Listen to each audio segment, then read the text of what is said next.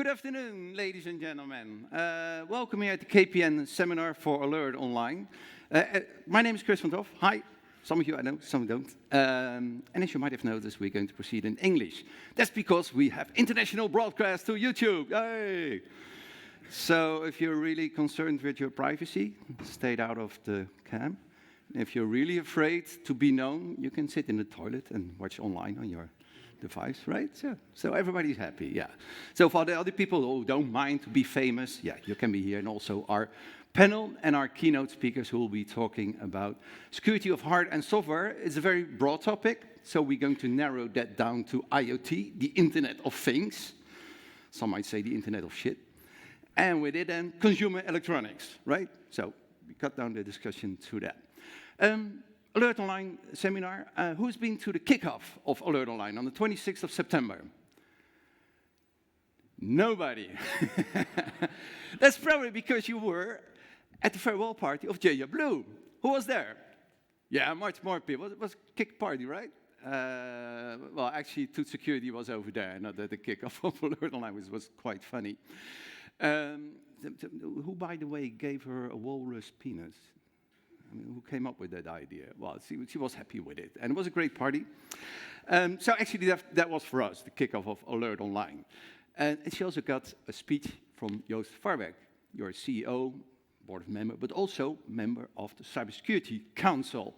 The first time I saw Joost on stage, I was quite impressed, because that was 2012. Major security conference at Eurojust. And he was member of the board for only a couple of months. And if you remember, April 2012, KPN was hacked quite severely. Fresh on the job, first time code red. So you can imagine how he felt. But moreover, at this conference, he gave a detailed report on what they did. And I think that is the new style in cybersecurity. We know that not everything can be 100% secure, 99 or 98. So the 1 or 2% that you do screw up, you need to share your experience to learn to improve security. So I'm quite happy that he will do the opening word. Please welcome Joost Farwerck.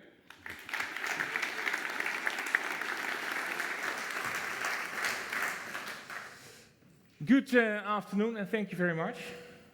That was in 2012, and I was only in the board for 1 week. And today, also exciting times. I'm CEO of KPN only for 1 week. So something, me and security, we go together for a long time. I was there when Jaya held our farewell party, and I was also impressed by all the presents, and especially by this walrus penis. So that's also the attractive part of security, strange dudes giving strange presents to strange people. Welcome here in our headquarters in Rotterdam. Very happy to have you here. Different kind of stakeholders together to talk about the cooperation in the Dutch community, especially on cybersecurity. It's a relevant topic for us as a provider of vital infrastructure services, but also as a commercial organization. Then in 2012, when we found out we were hacked, we first had to discuss what the hell is happening, what is it? And then we realized we have to build from the bottom a security organization to make our environment more safe. And that's what we did for a couple of years. Our CISO organization, I dare to say, one of the best in the Netherlands. And every now and then they win the Cyber Olympics worldwide, so that's pretty good. But a couple of years we also launched the KPN Security, which is a different organization, more the commercial part of KPN. And nowadays, security is not only a threat, but also a big opportunity for us, and we serve lots of our customers on security. We support Alert Online for 7 years now. It's a great initiative. We really embrace the thought of cooperation between stakeholders, and I think Alert Online is really about improvement on that with respect to security. This is maybe the third time I have the honor to open this, but will probably not be the last, I hope. You mentioned IoT, And we are really moving into the world of IoT. IoT is no longer a dream, it's already happening now, and it's a big growing business for KPN as well. We connect things on a daily basis. It's growing, it goes fast, and for me it's really about this triangle of IoT, data management and artificial intelligence together that will create all kind of new business opportunities. People talk about 5G and fiber, but that's more the layer below that to support it. The business will come from the dreams we make in this IoT environment. You talk about safe hardware, safe software. I would say pretty old-fashioned approach. Also talk about the people, hardware and software. It's important, of course. All these things that we connect, they have to be safe, but the safety is also about the people running the whole environment. If the people don't follow the right processes, the procedures, then you can make hardware and software as safe as you want, but it's also very important that you talk about who's running this stuff. Is it us? Is it someone else? Is it in the cloud? Is it in the Netherlands? So I think that's an interesting theme as well. So I would like to congratulate you on being here. I would like to hand over to the next speaker, probably. No, I'm not staying here for a long time, but I will listen to my colleague from the Cybersecurity Council, Michel van Eten, because it's my colleague in the Cybersecurity Council would be very impolite to move out now. But have a lot of fun, have good discussions, and try to improve a little bit the cooperation between all these stakeholders, customers, government, science, education, and us to make the world a little bit safer today. Thank you very much, and have a lot of fun.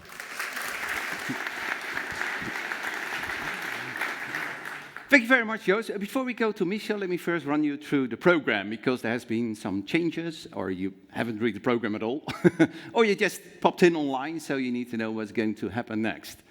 Alert Online, that's for the 2 weeks, but we're also part of the Cybersecurity Month, which is more European.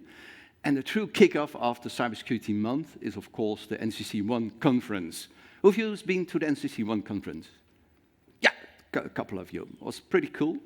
So Fred Grapperhaus, our Ministry of Justice and Security, also does the opening. This year he was on time, and he did have a speech. And actually he said something very important.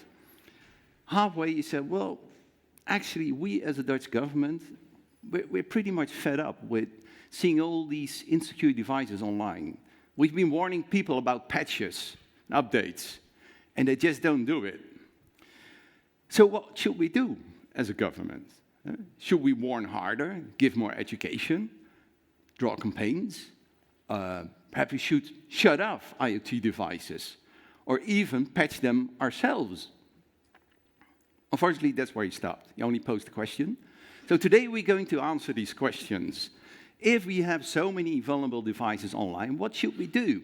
What should we ask the vendors to do? What should we ask the users to do? What's the role of government, academia, researchers, ISPs? Well, how are we going to collaborate to fix this stuff for good? We're going to discuss this in a panel with Nelly Gouwy from Economic Affairs, Ben Cox from Philips, we also have Ivo Verschoor from Consumer Association, and Edwin van Andel, who also has a keynote, will join the panel too.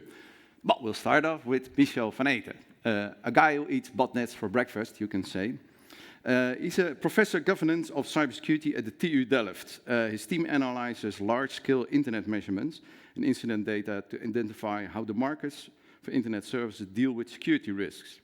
He has conducted empirical studies for the ITU and the OECD on the economics of malware and the role of internet service providers in botnet mitigation. The Dutch government also commissioned a study on the effectiveness of Abuse Hub. You know Abuse Hub, so you can exchange all sorts of vulnerabilities very well, which is a clearinghouse for botnet data. And he now also started a study on IoT, and they attract botnets with honeypots. So, very long story, you might as well say that he's an IoT bot beating pro. Ladies and gentlemen, please welcome Michel van Eten.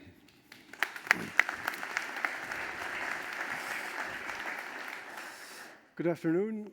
Thank you, Chris, for that kind introduction.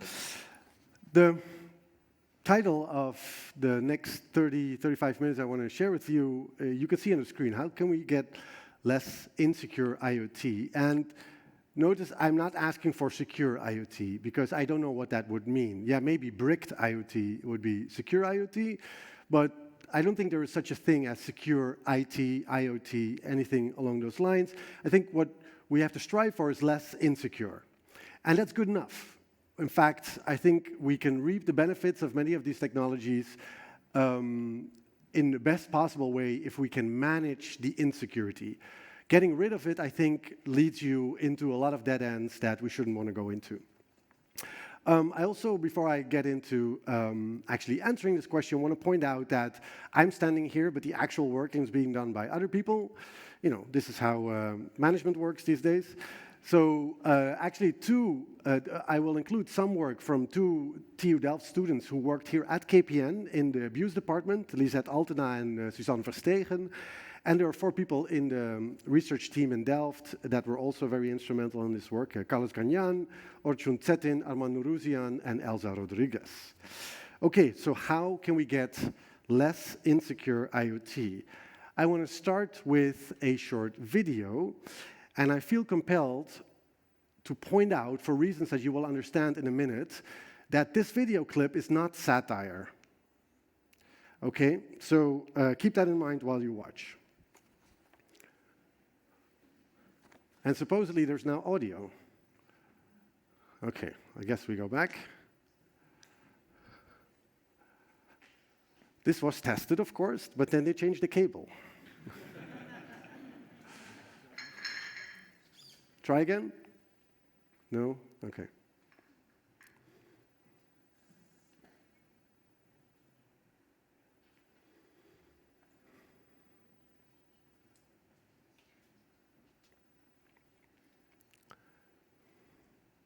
I guess I can do like the voice-over.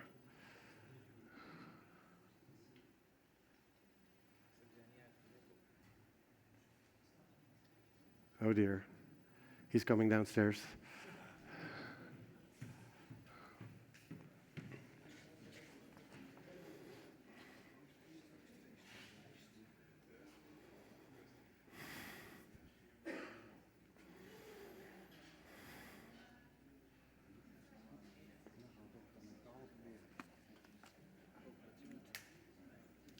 I will do the voiceover. Let's just leave it, because it will take way too long.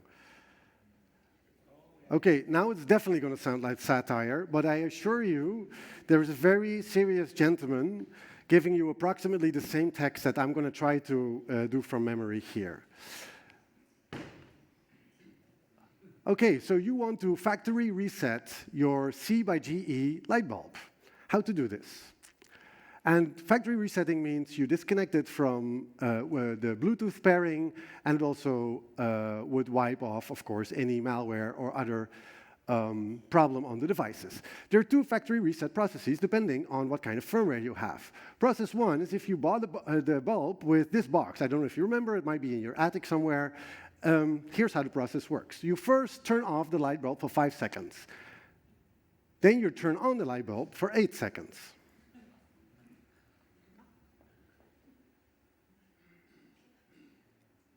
Then you turn off the light bulb for 2 seconds. Then you turn it on again for 8 seconds.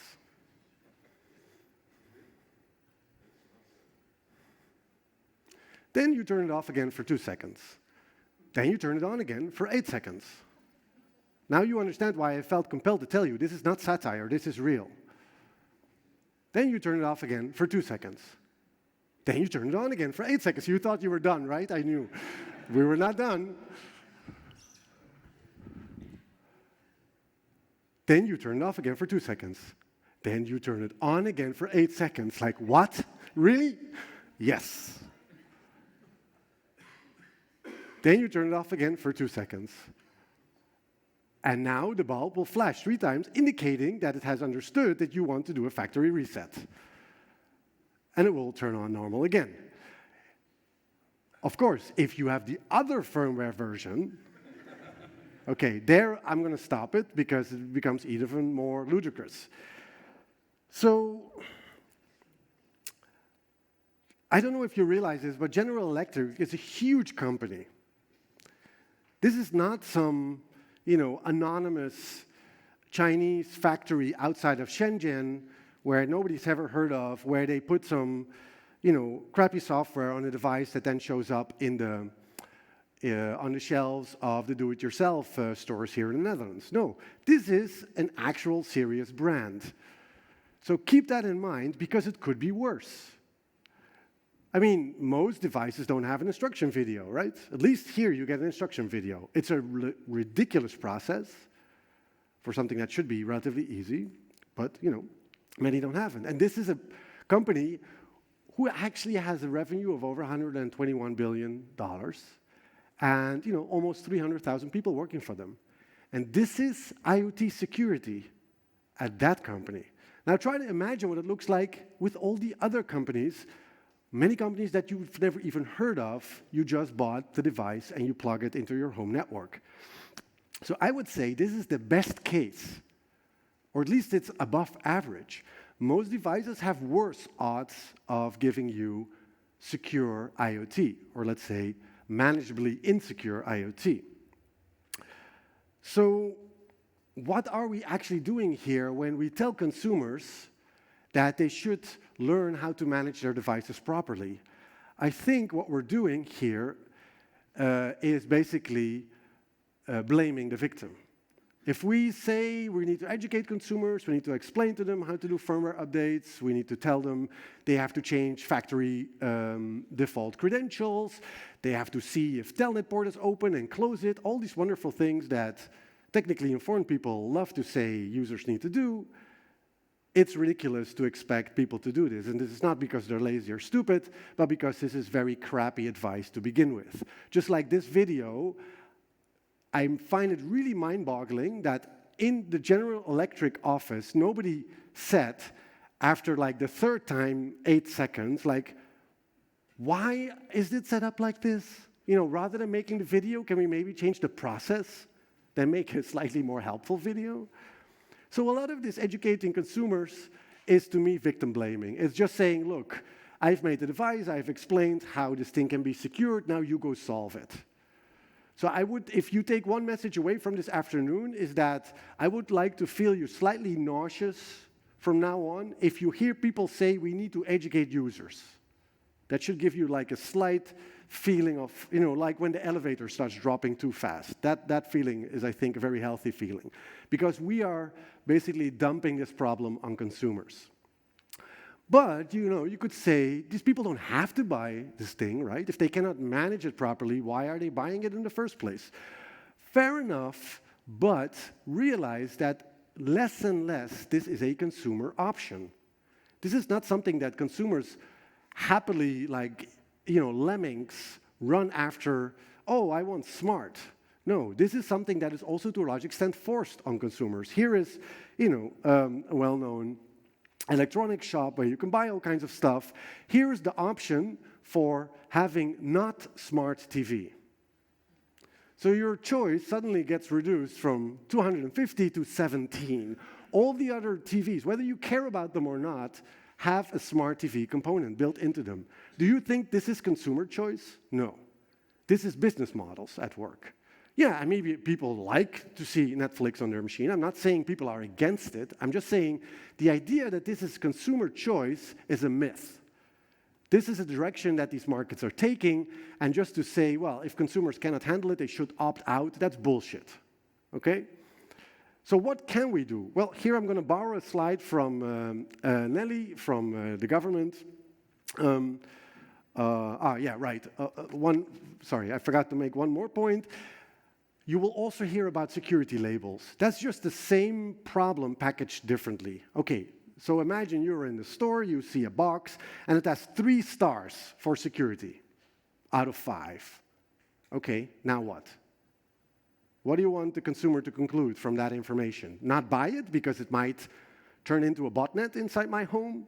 But if that's the case, why is it in the store in the first place, right? We don't put 3 stars fire safety electrical equipment in the store, and then, it might burn down, but, 3 stars, come on, probably nothing will happen. Just plug it in and see what happens.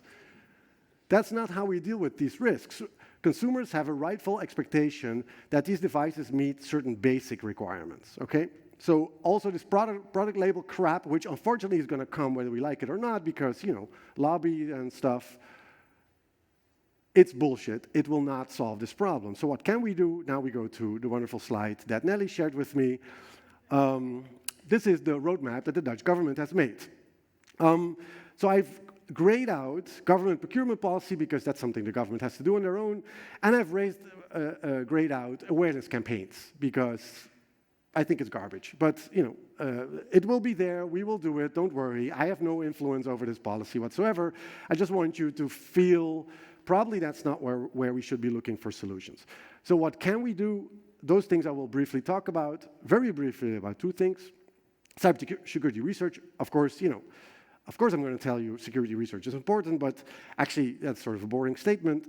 There's only one thing I want to say about this, is that a very large program has just been awarded a few months ago called Intersect, and will actually bring the 6 largest security research groups in the Netherlands together, and they will jointly train 25 PhDs to do, I think, probably path-breaking research in this area on how to do security in this environment better. Because, truth be told, we don't really know how to do it. This environment looks nothing like normal, let's say, a commercial off-the-shelf office IT type of environments. So a lot of work is needed, and the good news is some innovative research will happen here.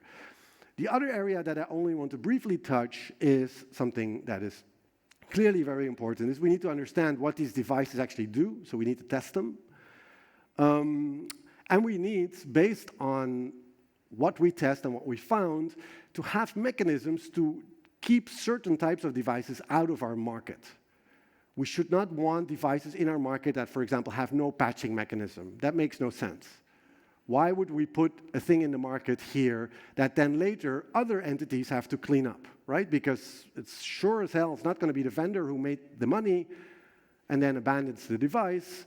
Whoever's going to end up cleaning up the mess is not the vendor. So we shouldn't want those in the market, and to do this you have to have requirements. And one good step in this, I'm not sure if you saw this, the Agentschap Telecom, I have no clue what they're called in English, the radio, what are they called?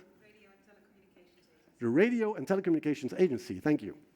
They released this report testing, just 22 IoT devices, but still, it's useful. And it's clear already that from the 22 devices, I think 2 devices meet sort of the main things that you might expect in terms of security and privacy. All the other ones have problems ranging from, solvable to like, you should probably want to throw it in a chemical waste basket and never look at it again.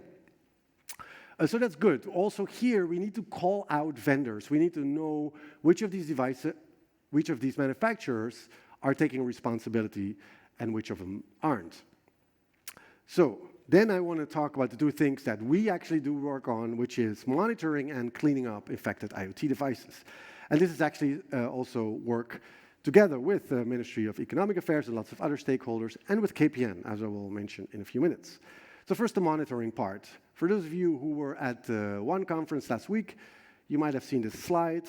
A colleague of mine, Carlos Gagnan, is setting up an infrastructure to actually identify, first of all, where infected devices are, so that we can get this information to the ISPs, who actually have a process to help consumers clean up the problem, just like we did for PC malware over the last decade.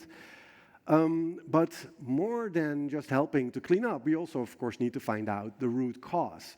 So we're going to identify what the devices are that show up to be infected. What is the type, but also who built it, and can we get that manufacturer to take responsibility? And if not, can we pressure the retailer to maybe drop that device from being sold in the Netherlands altogether? So that is a pretty ambitious goal for what is called the IoT Monitor, and we are just starting to get all of this rolled out.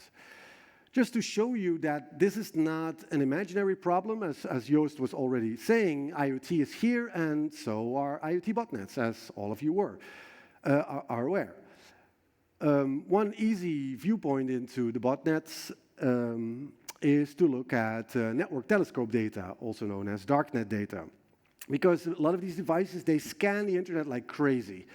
They have no desire to stay undetected. They just are doing the dirty work of the criminals who control the botnet. Here are 10 Dutch operators and the number of infections we've seen in the course of a year in those networks, and the number of new infections we see every day. So this is not a trivial amount of stuff that we need to fix. What kind of devices are currently infected? This is also from Carlos's presentation at the One conference, just to give you a sense. He did this search last week on Tuesday evening. So Tuesday evening, he did a check. Let's see. He looked at the darknet data, took a bunch of those IPs, and then looked up like what is actually running at that IP. Well, here's an unprotected network camera that has Mirai running on it, right? It's not just unprotected, it has Mirai running on it, the IoT malware family. Another one is a satellite receiver. Okay. Slightly more serious product, perhaps. And as you can see, by the way, you can turn off and on all kinds of options here. Another one is smart home automation, so lamps, and there is also something that sounds more serious that's called master power. I don't know what happens if you push that button. We have to work within the ethical guidelines of the TU Delft, so we're not pushing any buttons. By the way, also nice to observe here is the update button that apparently, my guess is that's been there for a while. But yeah, there is an update, that's the good news, I guess. And finally, somewhat more serious, here is actually power and gas. Just on an open IP that anybody on the internet can talk to, and this was just from some random IP that we looked at last week. So this problem is here and it's real and we need to do something.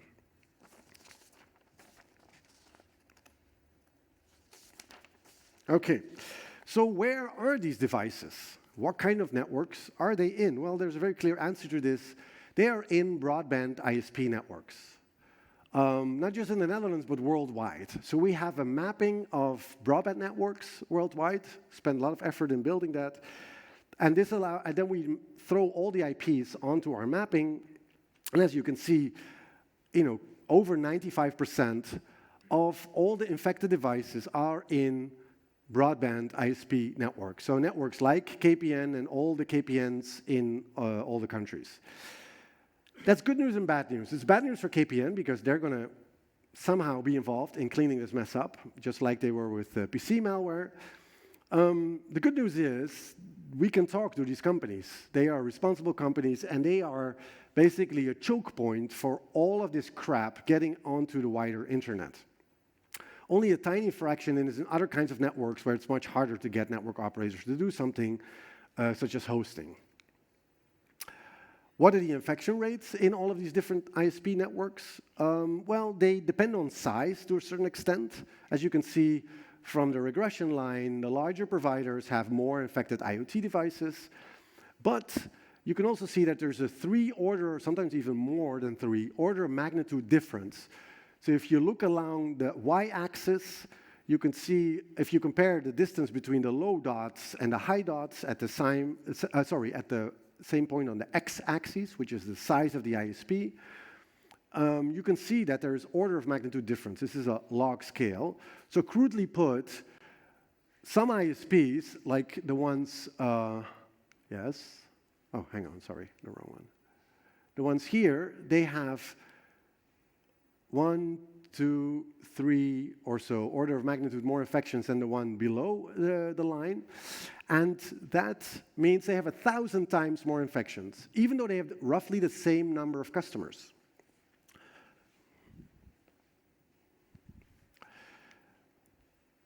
Okay, so that is monitoring. We know what the problem is. We know who can help to fix this. In terms of remediation, after the problem has occurred and the vendor has been less effective or completely unhelpful in preventing the infection. So how can we do cleanup? And this is something actually nobody's understanding.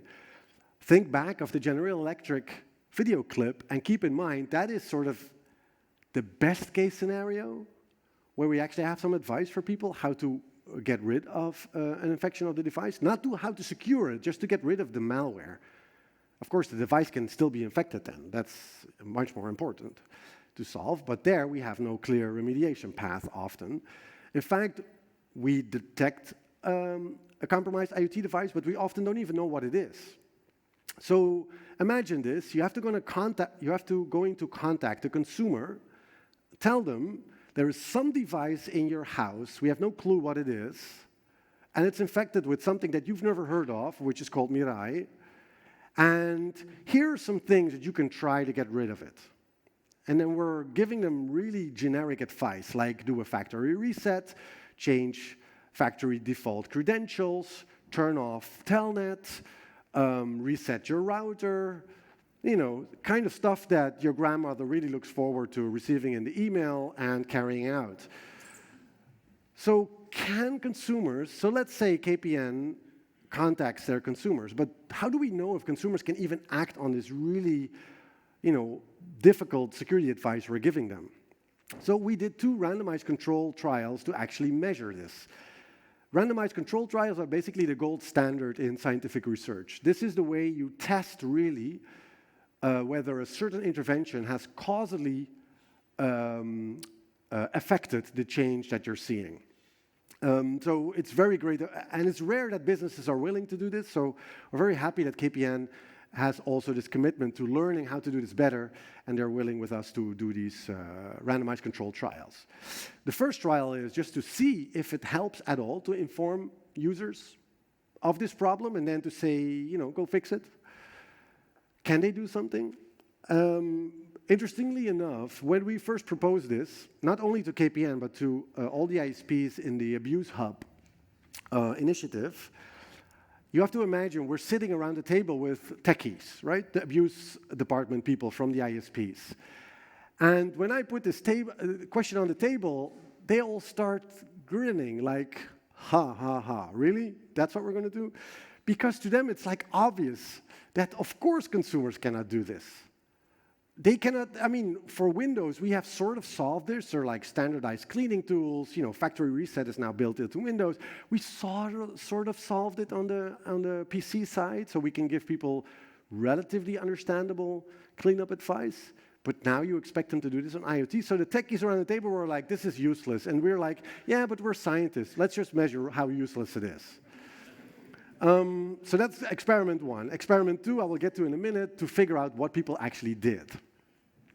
Okay, so we took 220 KPN customers that were actually infected with Mirai, and then we did random assignment, which means we roll a dice. Well, it was a script, but fine, you know, you understand the point, and assign them to one of 3 groups. We send them an email telling them that they have a Mirai infection and give them some cleanup advice. We put them in the walled garden. This is the quarantine network that ISPs use for infected machines. You guys are familiar with the walled garden? Sort of? No? Yeah, the quarantine network. So basically, you cut off internet access from the device, except for a few whitelisted domains like, you know, to pay your energy bill and to pay KPN, I'm sure, and you know, to do internet banking. So people are not completely helpless, but you cut off the rest of the internet. And you tell them, look, we've done this because you have an infection and you need to solve it, and then you need to tell us what you did, and then you can get out of the walled garden. What they don't fully tell you, but what users often quickly realize is they can get out of the walled garden without doing anything by just pushing the button, let me out. There is actually a button. It doesn't say, I think, literally let me out, but something like, you know, leave the walled garden. Interestingly enough, consumers don't do this. You would think they are just, get rid of this. I want to go on the internet, I want to watch YouTube, let me out. But people don't do this. People actually make the effort. That's one of the wonderful things we discovered in this experiment. So we assign them to a group, then we track their infection using a bunch of data sets that you see mentioned there to see, is the infection really cleaned up when they, after we sent them the notification. So what did we find? Well, the people in the quarantine network, in the walled garden network, they cleaned up almost completely. Around 90% of them managed to get rid of the infection. Email had no observable impact compared to the control group. So they did no better than the control group. But interestingly enough, the control group also cleaned up. This is a mystery that we did not anticipate and that we're still looking into. We've double-checked with other networks of KPN and other ISPs, and we see the same natural cleanup going on there. And there was a couple of explanations there that I can go into if you want. But one of the mechanisms is probably the machine is wiped off Mirai by a competing piece of malware, which does not show the same behavior that we can track in the darknet. So that's why it looks...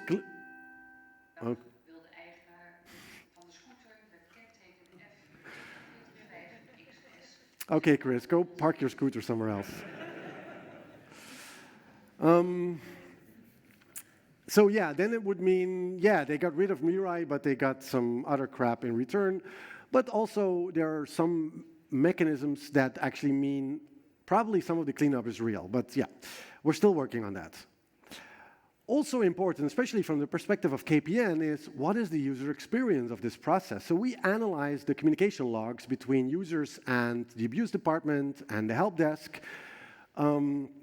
And there's lots of findings here that I cannot really share all with you. Few highlights. One is most people don't really understand what they're doing. So they're cleaning up IoT, and then they mention when they want to get out of the walled garden, they say, I ran antivirus. Let me out. But of course, that makes no sense because they ran antivirus on their PC, and the infected machine is, a webcam or something.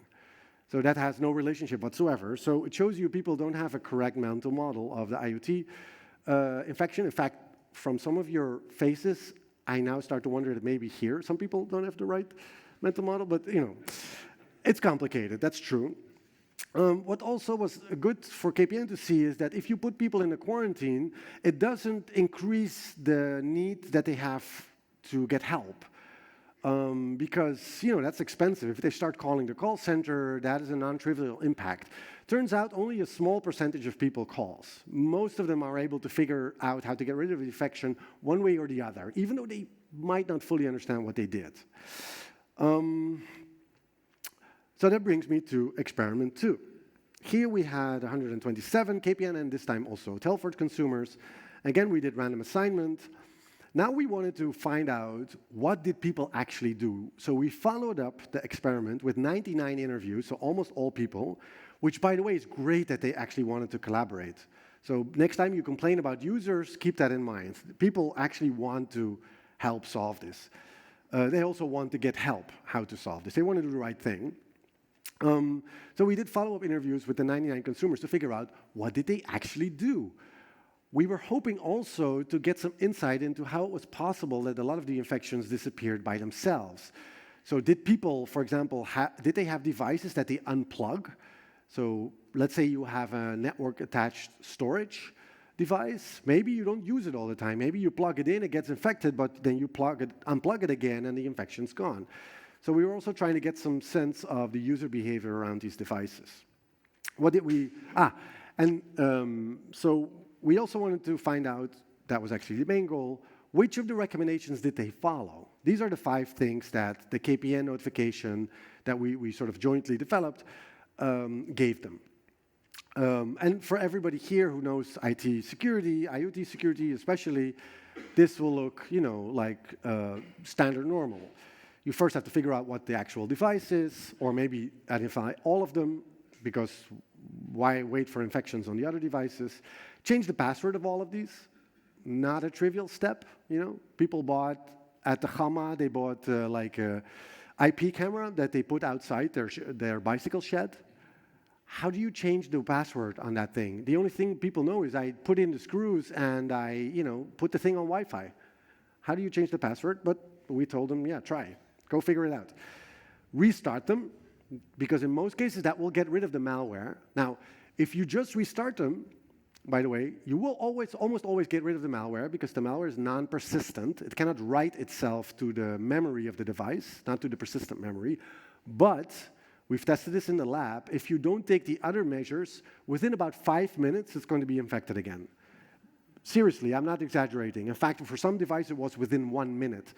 Why? Because there's hundreds of thousands of these devices scanning the internet all the time, just the whole IPv4 space. Okay, so you restart. Now, hopefully, the malware cannot get back onto your device. Now, it's probably a good idea to also reset your router, because some of the malware uses the device to open up ports on the router, you know, universal plug and play, wonderful, not very secure. So you might want to shut down some of those ports and protect your home network. So we called the users and interviewed them. The first 5 are the actions we actually recommended them to take in the notification. And you could see that around half of them say they sort of did that, or they did at least some of them. You see that the walled garden does a little bit better. So when people are quarantined, they do, of course, have a stronger incentive to do something. But interestingly enough, even the email group, even though they could ignore it and just keep, you know, plowing away on the internet, they still take action in many cases.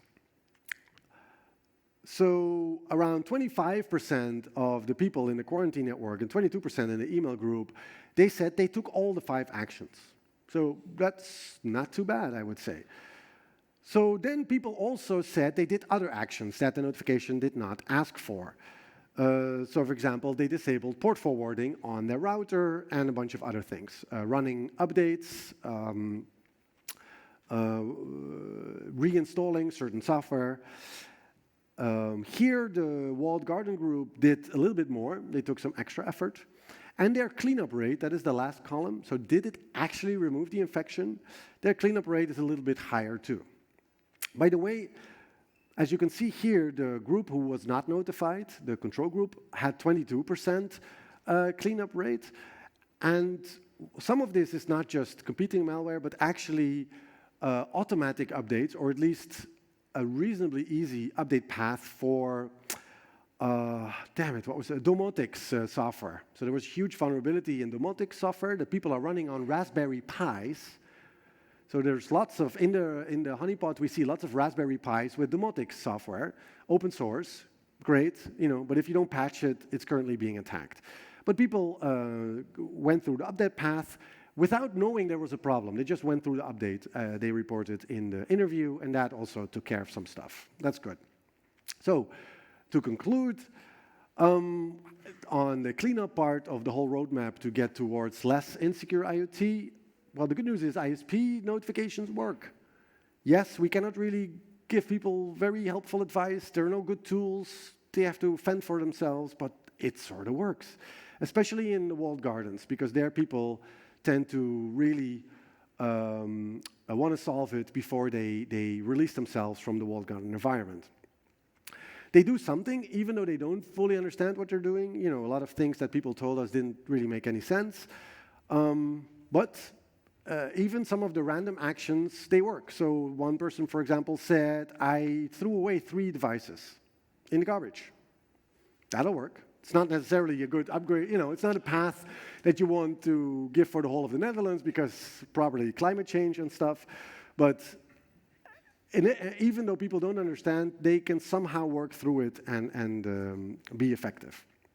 Most infections are cleaned up, though there is a little bit of a future work problem here that we're still trying to solve. So, to round up the whole presentation, how are we going to get towards less insecure IoT? This is sort of my summary of the roadmap. Yes, fine, we're going to have to do awareness raising, but at least can we have a little bit of empathy for the users who we are, you know, now giving a horrible problem to solve that we cannot really solve ourselves. We're going to need some entry barriers to the market. Some of the worst crap should simply not be in the shelves in the country. End of story. So this is where the Agentschap Telecom and other stakeholders have an important role to play. We need to make vendors liable. It's ridiculous that if you produce a car that fails, you're liable for damage. If you produce IT that fails, you're not liable. Well, legally speaking, you are liable, but we have never been able to effectuate that liability against an IT vendor. That's where the problem is. There's like a loophole here in liability law. And liability law is a huge thing that makes market work a lot better without regulation. It's simply putting the cost back to where the problem was created in the first place. That's what liability does. And you don't need a lot of rules, you just need to make sure they pay the damage. Fourth, we need monitoring to know where the problem actually resides, who can do something, and also who's responsible for creating the problem in the first place. This is what a lot of the presentation earlier was about.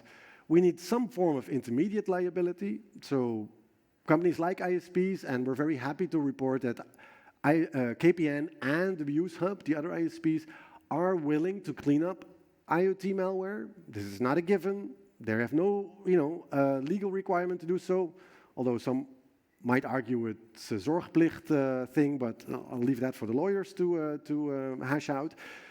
The good thing is they're being proactive. We're not waiting for the lawyers to agree because, God forbid we would have to wait for that.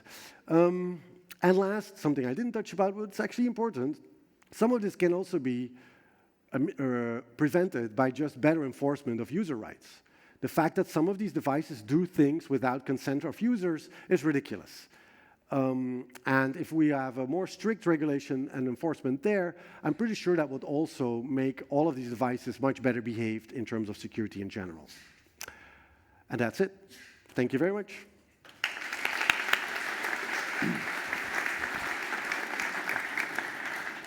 Thank you very much, Michel van Eten. We do have time for some questions. Well, actually, he's giving you quite some work to do, right? Because there's a whole lot of devices vulnerable over there. So yeah, you can help your customers out fixing it. Questions? Anyone? Theories, ideas on how to do with it? Michel, you mainly focused on KPN customers, right? As an ISP. So let's say safely these are Dutch customers. Mm-hmm. Do you have any idea how the Netherlands is doing compared to other countries if you look at crappy IoT? Right. Reasonably well.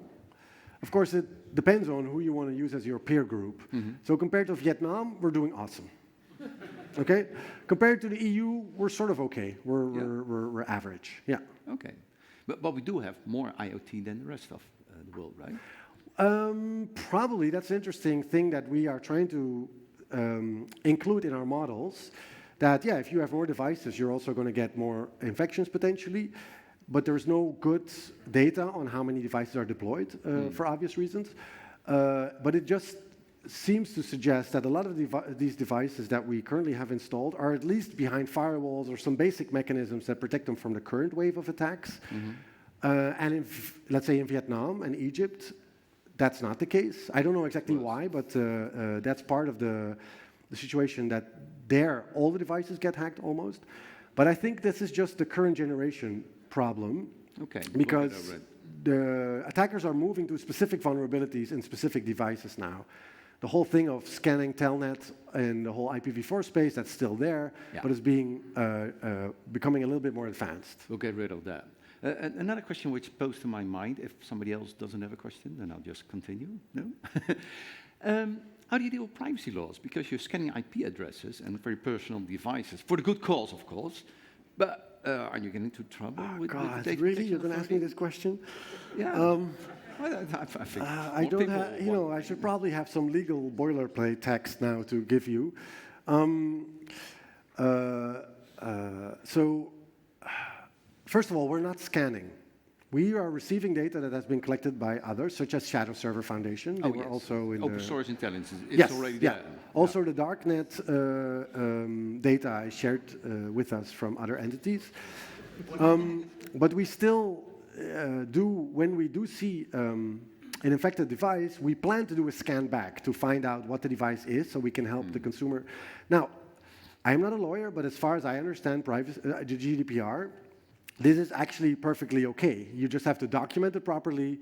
You have to report what you're doing here, and the fact that you're doing this to help the actual entity whose personal information it is to protect themselves is a very good justification for collecting these IP addresses and scanning the devices.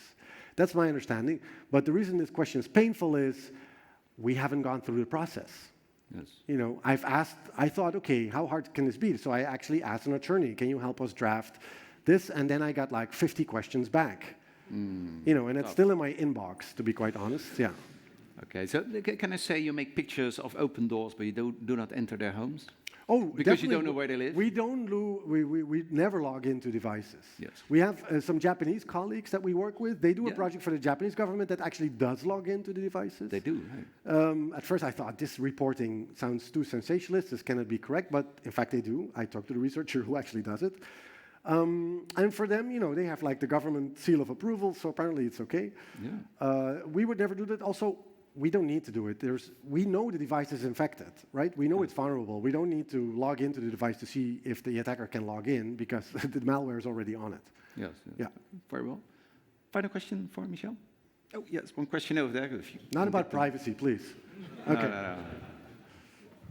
We're done with privacy. I was wondering, do you see a difference in your research between, let's say, the common man with a thermostat on the internet versus, let's say, the Raspberry Pis, which I expect more tech-savvy people Yes, connected? interesting, right? We were also surprised to find those devices.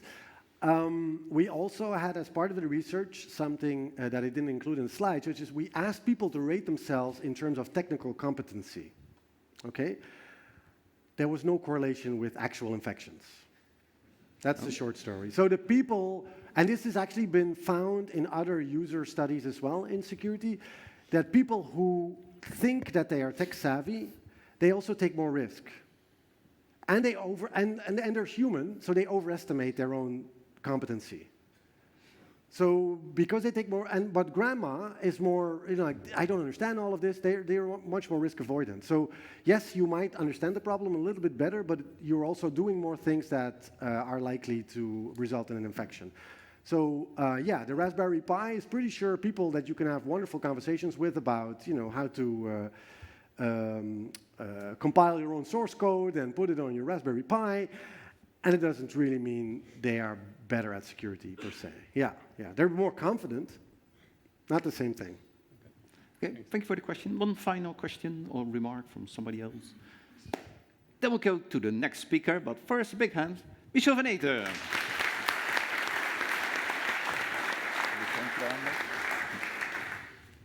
So, ladies and gentlemen, we now see that there are so many devices online which are crappy, outdated, and people, well, sometimes they fix it. If you really force them, you call them, you send them emails, but there's a whole lot of stuff there being vulnerable. Also, your stuff. The bad news is that there are a whole lot of hackers out there trying to get at you. And the good news is, many of those hackers are the good guys. Yes, they're out there to help us out, to show that if something's vulnerable, you need to fix it or the bad guys get in. Here we have a man who travels the whole world telling the message about the hacker's mindset. We're going to dive deep into the hacker's mindset in the next presentation with Edwin van Andel. He's the CEO of Zerocopter. They provide a platform for hackers worldwide to find vulnerabilities in your devices if you ask them to get them fixed. That's his official job. Besides that, you might find him at most of the hardcore hacker conferences on the main stage, telling his story to them too. Also, many times he's judged in hacker competitions. He's also the chair of the Guild of Grumpy Old Hackers. That's a bunch of guys who started hacking when it was all allowed. There was no legislation or whatsoever. Now, on and offline, they help young hackers to find the right path, to use their skills for the better. So, ladies and gentlemen, please welcome Edwin van Andel.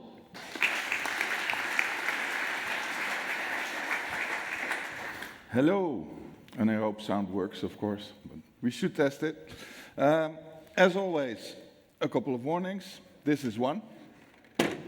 Number one, I fly a lot for my work, and I got a cold once, and then if you go in a plane, you keep the cold, so if I cough, excuse me for that. But to make it up, I brought some gifts. Who of you knows this? Klapmate. Oh, a lot. Who of you don't? The rest, great. What this is a hacker's drink. We hackers drink this day and night. And why? Because this stuff keeps our mind clear, but our body tired, which is awesome. If you drink Red Bull and you're typing, you type the wrong way because you're all bouncy. This stuff, clear mind, tired body. You can win a bottle if you know the answer to my questions. So please pay attention. The only warning I have to give you is it tastes a bit like a piece of French cheese which you took to an ashtray.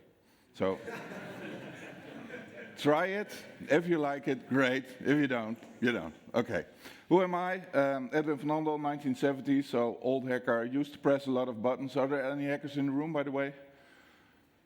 Oh, come on. Who of you have changed the URL of a website and then tried again just to, yeah, hackers, thank you. A lot of hackers in the room. Played with the old modems, you remember those, yeah? Old modems, yeah, it was awesome. You downloaded 28 floppies of Windows and that floppy 27, your mother picked up the phone, everything gone. That's the area where I'm from. And I met a lot of hackers in my career, and what I really wanted to do is get all those hackers together, get them in a room like this, and drive in a washing machine, or drive in a website or a car. You will get it back broken, but you will also know what your problems are. So that's what we are trying to build with Zerocopter. As said, in my free time, I'm a member of the Guild of the Grumpy Old Hackers. We try to help kids who do stuff maybe not so ethical to get them on the ethical path again. I'm a member of the Dutch Institute for Vulnerability Disclosure, just founded, which is really awesome, where we try to help everybody get more secure, of course, and also find a lot of leaks and do, via responsible disclosure, report them. And I'm a member of the Cavalry, which helps medical device companies, automotive companies, etc., to be more secure. And those discussions are really hard. We had one, and it's a difficult thing again, because it was a car with a device in it, an IoT device. So we talked to the car manufacturer and said, we can take over this device. And they said, yeah, we know. And we said, well, if you know, why don't you fix it? And they said, well, there's no law that I need to fix it, so I don't. And if I have to call back all my cars, it will be way too expensive. Yeah, but what if we as hackers take over and drive somebody dead with your car? And they said, oh, we just pay out the deceased family. It's way cheaper. Those discussions for us as hackers are really, really hard. To go on with my intro still a bit, sometimes I get scary emails, like this one. Looking forward to welcome you in Amsterdam, Klaas Dijkhoff. I had no clue, of course, but my office said you have to go, and then something really, really, really bad happened. I had to wear a suit. Really awful. And by the way, talking about IoT, the lady in the middle, you have to Google her. She's called Marie Mo, if you Google her. She hacks her own pacemaker. And that's really, really scary. She once got a pacemaker which was properly configured according to software, but when she ran the stairs, she just fainted because the heart rate monitor was set at 120, and then if it reaches that, it falls back to 60. So you walk up the stairs, your heart is 120, it goes to 60, and you're passed out. And now she hacks her own pacemaker just to make sure that if she dies, we can know if it was a device or her own body. So look it up, it's really, really scary. So let's get to work, because I only have 45 minutes and I can always talk for hours. The S in IoT stands for? Security, yeah. Oh wait, there's no S in IoT security, so that's a little problem. But a lot of people don't understand this. And I was at the one conference, I did a talk, but also my friends from the Cavalry, Josh did a talk, and there was on stage, where Chris was a victim, there was a patient brought in with a heart rhythm problem. And then the doctor, who was asked to help, didn't know anything about the case and had to do the best she could. And what happened was one of the pumps, the infusion pump, which delivers the medicine, was hacked. And the patient was entered with a lot of medicine instead of just a bit, so he had a problem with his heart, and his heart rate went down to 10, and she had to resuscitate, and a lot of stress, etc. And then afterwards, they talked to her about it. And watch her response when she hears what happened. I don't know if you've noticed, but you're at a cybersecurity conference. Yes. So probably it was not a human error. What happened in this case is the infusion pump, which has Wi-Fi connectivity for a variety of reasons, was compromised. It does. It does. Vince, have you ever thought that a pump like that could even be connected? No, yeah, I thought it could be connected, but to an actual laptop, like physically, so you can check it. But why the heck would it need to be connected to the internet? Yes. Wow. Yes. We didn't I did not train her to say that. Why does stuff need to be connected to the internet? That's what we also have to figure out. And why are we all doing such stupid things, you know? Why? What's this? Amazon Alexa. Do you use it? No. Do you buy it? Yes. Ah, come on, a lot of people buy Alexa. When you use Alexa, you can say, Alexa, how's the weather? And then Alexa says, instead of look outside, you moron, she says, the weather is blah, blah, blah in Fahrenheit. We don't use it. But in the US, you use it. You can say, Alexa, I'm out of milk, and the next day, Amazon Prime delivers milk, right? What we forget is, for instance, that we have animals. So this is the first parrot who ordered 20,000 rolls of toilet paper by just repeating, Alexa, I'm out of toilet paper. And lastly, somebody came to me and said, I don't believe this. I don't believe this. So we have a video, of course. Alexa, all light on. Okay. Okay. Well, see, it works. You can teach a parrot how to use Alexa. Who of you have Strava bands or other heart rhythm stuff or running stuff on their wrist?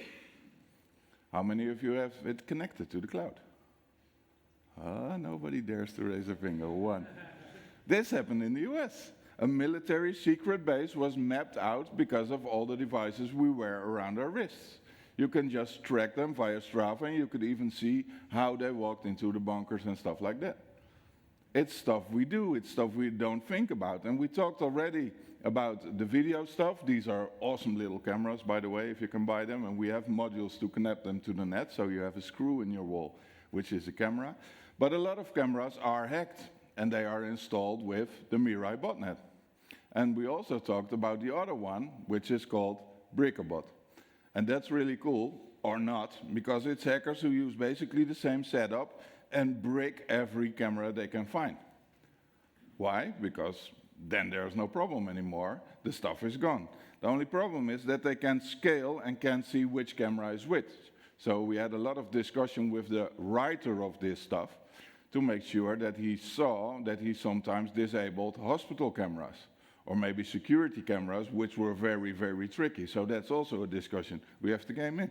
And who of you, because we build stupid stuff, would like a LinkedIn connection with their toothbrush? Not me.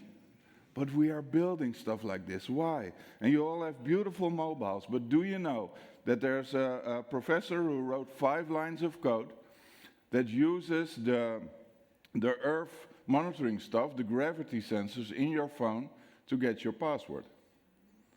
Every time you move your phone, the gravity sensor sees it. So if you type in numbers, the gravity sensor sees that. And they've written 5 lines of code. And if you have that on your phone, your password is mostly guessed within the first try, 100% in 5 tries. And we all use stuff like this. And why? We don't know. Why? Oh yeah, and this one, I always have to tell this one. I was invited in Russia to do a talk. And after the talk, it went well. I got some vodka, which also went pretty well. But then, because I'm a big guy and they said, oh, you can stand the vodka, I got another bottle, which was a plastic bottle from Grandpa who made something on the farm. Don't. Just don't, yeah? So I walked home to the hotel, and I looked up and I saw a Windows error message of 5 by 10 meters. And I thought, oh, this was way too much vodka. But it wasn't. It's just a building that crashes sometimes. Why are we doing stuff like this? And this is Russia. We also have one in Japan. Also very nice. Why are we building all those stupid stuff? And we are hackers. We need to hack. So if there's IoT out there, we are interested in how it works and what we can do with it. And what are the stuff, the things that are in there that I can misuse or maybe do something different. That's really fun. And we were at Hardwire I/O a couple of weeks ago, and there was, for instance, a lock being presented there by Nokia. And the lock had Bluetooth connection, so you can unlock with Bluetooth. But there's also a safety recovery that you can press the button in more style to get access to the lock if you don't have Bluetooth. So what we do is we try to simulate that via some plugs and brute force the thing. And because there's a fault in the firmware over there, we could, by the Brown code, the Brown sequence, I don't know if you know it, but basically if you have a password, if you enter the password, it should stop, so the next password should be checked. In this case, you can just hop on, so you can downsize your checks, and we did it in, I think, 3 minutes. Every possible combination we could do in 3 minutes via the lock. And that's fun. But in this case, this stuff was brought to us by the manufacturer to test, which is cool. But there are also other ways, and the most likely ways for us to get your fix. So for a bottle, how do you think we hackers get most of our IoT devices? It's a brilliant year. Raise your hand if you know it. Show them? No? No, to actually get them. So not online, but how do we get them in our possession so we can break them? Sorry? Nee? Sorry? No? No? No? Come on, we have a lot of shops in the Netherlands. No? No? No? It's also very cheap, another hint. No? Action is a good one, yeah. That's a really good one. No more? Marktplaats? Well, I'll give it to the action guy. You win. There you go. First bottle of the day. Have fun with it. Now this. Because all the guys who get an email from KPN and toss away their stuff, it goes to the kringloop. That's where we get it. It's fun. We get stuff like this in the kringloop. It's a medical device which does blood clot testing, has Bluetooth connection, etc. We bought this for €2 at the kringloop. It's really awesome, and within, I think, half an hour we had it open, we had the chip connected, we got the firmware of it, and we could do stupid stuff with it. It's really cool. In the retail stores, this is about €400 if you need this. It is at Kringloop for €2. Brilliant. This one also. It's an alarm system with fingerprint identification, etc. We bought this one for €4 in the Kringloop, even with the SIM card still installed and an active SIM connection. We had fun, but we're ethical, so we don't misuse it. Also, we find sometimes stuff in stores like that is nice, but we are scared when we open it or surprised, because, for instance, this one, a Bluetooth, it looks cool, but if you look what's inside it, not even the antennas are connected. Chinese stuff, really nice, really nice. And it gets worse. We once desoldered the board. Those were the capacitors. Yeah, and that indicates for me there's a problem somewhere. Manufacturers are building stuff and not using actual good components. And I will give away another bottle. If you can guess what my biggest enemy is in this case, what do you think for me is the biggest problem why all this stuff happens? Beautiful year, this one. We don't want to pay for it, yeah, correct, but not the real answer I'm looking for. Any more? Who said time? Raise your hand. You get a bottle. Oh, it's a long way. I will ask somebody else. Here you go. You won. This is the real enemy for me. Time to market. We see a lot of brilliant ideas go to investors, and they say, oh, brilliant, we have to do it. So we go to a manufacturer, we take some components off stock, we put them together, we get an old Linux kernel, we put it in there, we ship them out because we have to have 2.2 million devices in there as the first one, because time to market, we need to be the best. And then maybe somebody says, well, how are we going to fix it? Or how are we even going to update those things? And that, for me, is the biggest problem. And another problem for me is also focus. And that sounds stupid, but I also say, if you are in security, focus is bad. And that's a weird sentence, I know, but I will explain. There was a hotel chain who invited hackers, media, because they had something new. They had an app written that if you checked in the hotel, you get some code on your mobile, and with your mobile you could open the door of your hotel room, so you didn't need cards anymore. And they say, we built this very secure, this works, so we can test it, and we invited hackers and media to show, so you can hack along, you won't find anything, we're great. They invited me as well, so I came there, and there were board members sitting there, and I said, what is the actual meaning of this test? And they say, well, we have an app and it's very secure and you can go to your hotel room and open it and we don't think you can hack it. And I said, yeah, but what's the actual meaning of the test? What do I have to do? And they said, well, we made an app and blah, blah. I said, yeah, I understood that. I said, for me, the meaning is I have to get into the hotel room, right? Then my test has succeeded. And they said, yes. And I said, cool, because I thought of that. And I brought a 75-kilo fishing magnet, I put it on the lock, twisted it, and I was in. And they were like, no, that's not what we mean. And I said, exactly, that's your problem. Why would we reverse engineer an application if we can walk in with a magnet? We are way too lazy to do stuff like that. So they kicked me out, and they didn't get me on TV as well, so too bad.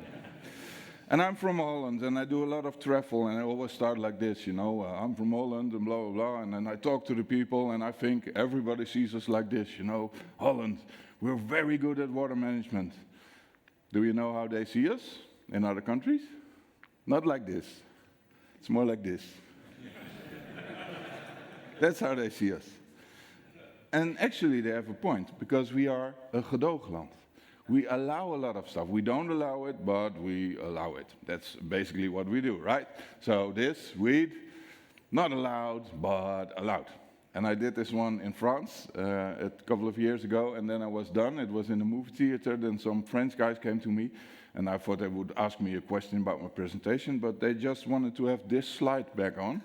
And they were standing with four guys. It was a really cool experience, so I always keep this one in. We allow weed, we allow hookers, right? Allowed, not allowed. But what we also allow and don't allow, hackers. And that's really cool. In the Netherlands, we can hack if we abide to some guidelines, and that's called responsible disclosure. And I'm going to match this to IoT later. But do you guys know responsible disclosure? Raise your hand if you do. Okay. Do you guys use responsible disclosure? Raise your hand if you do. A lot less. Okay, so after this, you're all going to do this, please.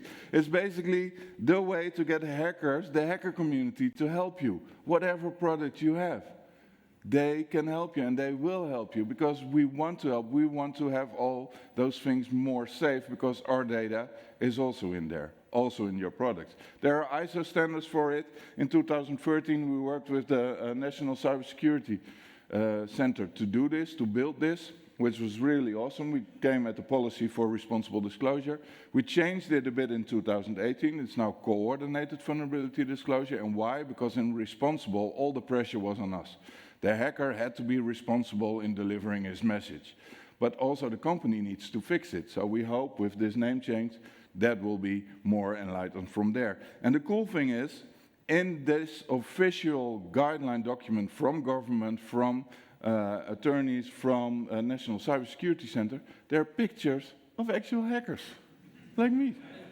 Really cool. I'm really proud of this. And it's so easy, people. The only thing you do is you have a website, whatever product you have, just put it out there. If you find a vulnerability, for instance, you could download all our client information. Don't. Just download 2 records to show that you can, and then stop. Give us all the information you have. Don't share it with the press. And if you have done that, we promise to not prosecute you. That's it. That's the way to get hackers to help you, which is really, really cool. And I got an example for this. I brought this one. Do you know this guy? No? This is a cloud pet. This was shipped actively to military from the US who were in Afghanistan, Iraq, etc. And it's really cool because it has some buttons and, of course, Wi-Fi connection, Bluetooth connection. And you can send, as a soldier, you can send a message via your mobile to your kid somewhere in the world. And you can say, oh, I love you. And then the heart of the bear would blink. And the kid would push the button in the hand, and the bear would say the message of mom or dad on the other side. And then the kid could press the other button, say something back, and dad or mom would get an app with the voice of the kid. It's really, really nice. Only problem was that their database was open on the internet, completely open. Admin rights, we could do anything. There were 2 million, more than 2 million voice messages in their database, freely accessible for everyone. And we tried like 8 times to fix it, and we could do anything. And of course, according to responsible disclosure guidelines, we listened to 2 messages. One was actually a dad talking to his kid, which was really sweet. And the other one was, what's echtscheiding in Engels? There were men and women shouting to each other through the bear. It was really, really awesome. We tried 8 times to reach these guys, and they didn't respond. And in the end, their database was wiped by criminals, ransomware, so they just wipe all the data and put a ransom note in it, say if you want your data back, pay bitcoins, and if you do, nothing comes back because it's wiped. Next day, the database was back online, by the way, automated recovery backup system, and the day afterward, it was gone again. This company is now bankrupt. Why? Because we wanted to help. We didn't want anything in return. We wanted to give you those information on a very nice and gentle way. But we failed, apparently. And while talking about animals and stuff, etc., do you know what this is? A Furby. Is this an IoT device? It is. It is. It's connected to everything. Okay, so please imagine yourself, you just gave a beautiful Furby, not this one stripped, of course, but it's not kid-friendly, but you gave the woolly Furby to your 4-year-old niece, right? And she's playing with it. Do you have that envisioned? We will test the security of the Furby hacker style.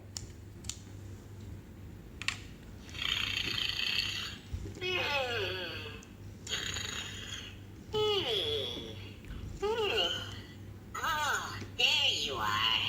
Hello, Utai. And that's a feature, by the way.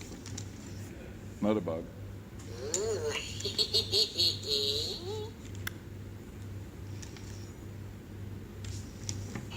don't know the power of the dark side. Your kid is scared now. And it's so easy. No security whatsoever on the thing. If we hackers report vulnerabilities like that, it's really awesome. We get some stuff for recognition, of course. So KPN does this beautiful shirt. I had KPN, all I got was the lousy t-shirt. Government took this over, so they also did it, of course. But do you know what the Dutch Federal Bank gives you when you do a good responsible disclosure as a hacker there? Who said gold bar? Oh, really awesome. It's that side. Oh, you as well? Oh, we got 2. Just come on later. I put them here. You get a gold bar. That's awesome. The day this hit the internet, the next day they had 1,000 responsible disclosure reports in the mailbox. Everybody tried. And they played it very well because it was actually a USB stick. Really, really cool. Do you know what the Dutch Road Tax Administration gives you? The RDW, as we call them? A license plate. Awesome, right? Hacker, I hacked the RDW, all I got was this lousy license plate. We immediately called them, can I put this on my car? No. It's so bad, so bad. Okay, so you have responsible disclosure and you have IoT devices.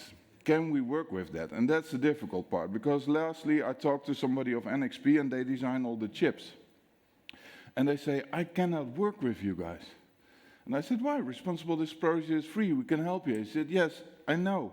But if you find a vulnerability in my chips, I have to redesign my chips, which will take 1.5 years. And there are millions of customers out there with chips installed, which I have to replace some way. I don't know how to do it. I said, if you can think of a way, we will gladly do it. And he said, he hated us for doing stuff like this. You know, chip glitching, have you ever heard of it? You just take like probes and you put glitches in the chip to see if it responds differently. And if it does, then you can maybe measure RSA keys, for instance. And you can extract them from the device. So manufacturer put a lot of time in making sure the chip was secured with a secret key in it. And then we have stuff for like $250 as hackers, in which we can take out the keys and just show how good we are. And it's a problem. So we as a hacker community really have to think about stuff like this and how we can help. And then there's always the question, why would you want to work with hackers anyway? That's always the question. Hackers are scary, right? I mean, thing I think most is important is we are a bit weird, so we think differently than most of you. And that's really, really scary sometimes, but also fun. And one of the most important things in this, which I hope you can take from this, is this one. We don't make holes as a hacker community. We find holes which are already in the systems, and we like to report about them. So if you can take that home, I'm really, really happy. And who of you drives a Tesla? Oh, come on. Who of you wants a Tesla? Look under your chair. You might never know. Maybe KPN had some nice, no, not sure. Tesla had automotive driving capability, right? You can just say, drive me there, and it drives you there, which is really cool. Only problem is you have to touch the steering wheel every 2 minutes. Really annoying. So you just put an orange in there. It works. And they fixed this one now. So what you now have to do is get a bottle of water dangling on a string on your steering wheel, and it thinks somebody is driving, and it drives you from here to Zealand or back. Really cool. While we're at the topic, what's this? It's 7 kilos of salt strategically placed by hacker friends. But what is it?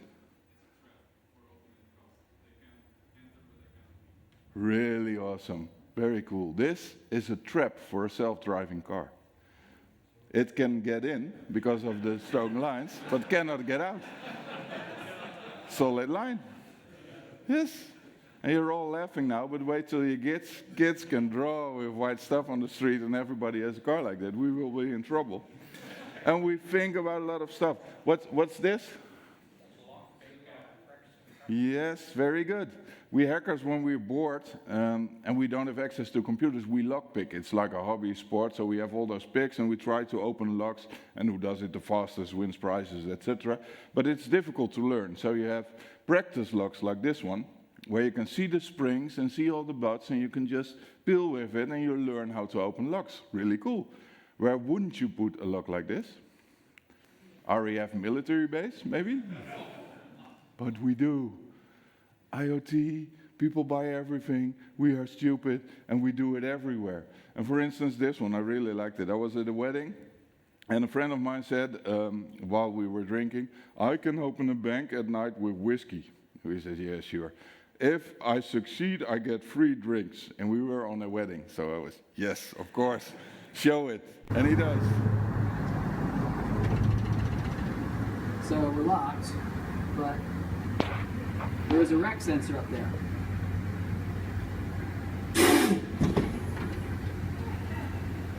Free drinks. Awesome, right? Little heat signature sensor up there, blow a bit of whiskey in, evaporate, little heat signature, a little bit of movement, door opens and you're in. It's so much fun to be us. But we still have problems, and we have real concerns about stuff like this, for instance. We have IoT, which is broken, basically. And then we're going to do AI, which is weird, right? And then we're going to combine those two, right? Scary, right? What's the big problem for us, you think, for AI? Where we just say it all day, man. What is it? For a bottle. We don't understand it, correct? But there's something more. Self-learning, but is it a problem? Could be. I think there's a different problem. Autonomy. Sorry? Autonomy. No. Well, that's basically it. Do you have the real name for that? Adversarial machine learning. Winner. Bias. Black and white bias. For us, that's a real issue. And I got a good friend, Wim Zwartau, who did a presentation on this, and I just took some of his slides, with permission, of course, he's a good friend of mine, and to very easily show us the problem. I mean this, let's say the guy there is an IoT device. Could we leave these decisions to AI? Could we? How about now? Yeah. Or how about now? Ethical decisions. Are we going to go for the lady or are we going for the man? And if we do stuff like this, and it's all about what we feed in those systems and who feeds it in those systems, that will give you a problem. What about now? Same decision every country? I will make it more scarier. What about now? Yeah. We have to think about stuff like this. We don't want to kill our kids, but we also don't want to kill our grandmother. Those are big issues. And if we combine this stuff with IoT, we will be in big problems. And there's another problem. I mean, we're young, right? We understand what's happening. We are buying all this stuff. But the elderly generation really has no clue what we're doing. Why do we want LinkedIn connected toothbrushes? They have no clue. And to show this I have the saddest picture I could find to make my point. Are you ready?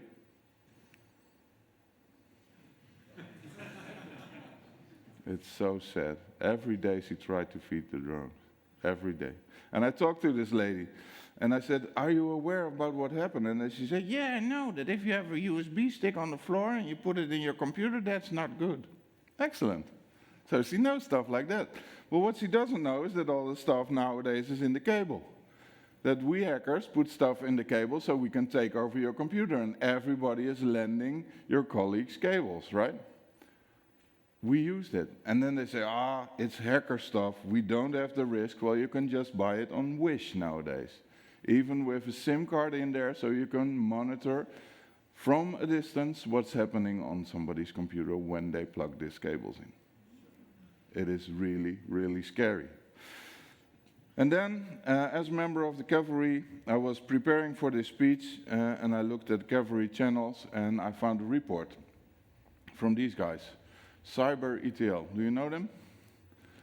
They did some research on IoT devices, and they have been doing it for a long time. What they did, and this report is from August 26, they monitored 22 IoT vendors, 1,200 products, almost 1,300, about 5,000 firmware versions, the range of the data from 2003 to 2019. Okay? So that's their basis. And they tagged on this. And then they had some key findings. On average, updates were more likely to add vulnerabilities than to fix them, which is really scary. There was no positive trend in 15 years of better security for a vendor. Not one, which is also really scary. And then everybody says all IoT devices uses ARM as processing. MIPS is the most used with vulnerabilities in there. And also they share a lot of binaries together. So if you have one binary which is broken, it maps to most of the IoT devices found, which is really nice. If you look at this chart, the red one is more secure, the orange one is more used, and you see in the end, MIPS, least secure, most used of all devices. And this has been mapped over a long period. We have to fix stuff like this. And this one as well. Since the measurement, there is no deltas in getting safer. We are just not doing enough, and we need to do a lot better on this. And it's basically very easy. If you look at the problems now with IoT, and it's also been said by this previous speaker, the biggest problems is they're easy to find. If you look at Shodan, if you look at Census, if you look at whatever open source or open data there is, you will find a lot of IoT devices, which you can misuse. We have to fix it. And we have, of course, a lot of security researchers like us who love to break stuff and love to know about it and love to publish our findings about it, and the vendor who love to stop the information because they have to do all the things. So we need to get together and fix something for this. We need to find a way to do this. We at one conference did something similar as discussed later, which the Dutch Institute of Vulnerability Disclosure, the municipality of The Hague, ourselves here at Gopter, the Openbaar Ministerie, which is public prosecutors, came together, and what we are now planning is a fixathon in The Hague, where we're just going to sit down, look at the municipality of The Hague, identify all the IoT devices which are openly accessible, identify if they are vulnerable, if they are old, if they are whatever, and then try to get rid of them. So try to get out there, get to the companies who have them standing and inform them about the problem, and maybe use some pressure from the municipality in their local laws. So you have laws in the municipality which says you can do dangerous things. Well, maybe we can push this under dangerous things. What if a factory can blow up because we can use a pump via the internet to push all their stuff out? It's a danger. So we will try this, and we will just not get an idea and negotiate. We will just work and try to fix this, and let's just see what happens. Just dive in, try to fix stuff like this. And this is also why we formed Zerocopter. We want to get a more safer society. So we are doing a lot of responsible disclosure, but we also have a lot of hardware hackers there who just do testing on a different level than we used to. We don't do a pen test. We don't say it's a photo moment. We say do it all the time. And we pay our hackers just for the vulnerabilities they find, and nothing more and nothing less. And why? Well, mostly because I had a dream. And in this dream, I wanted to go to a safer world.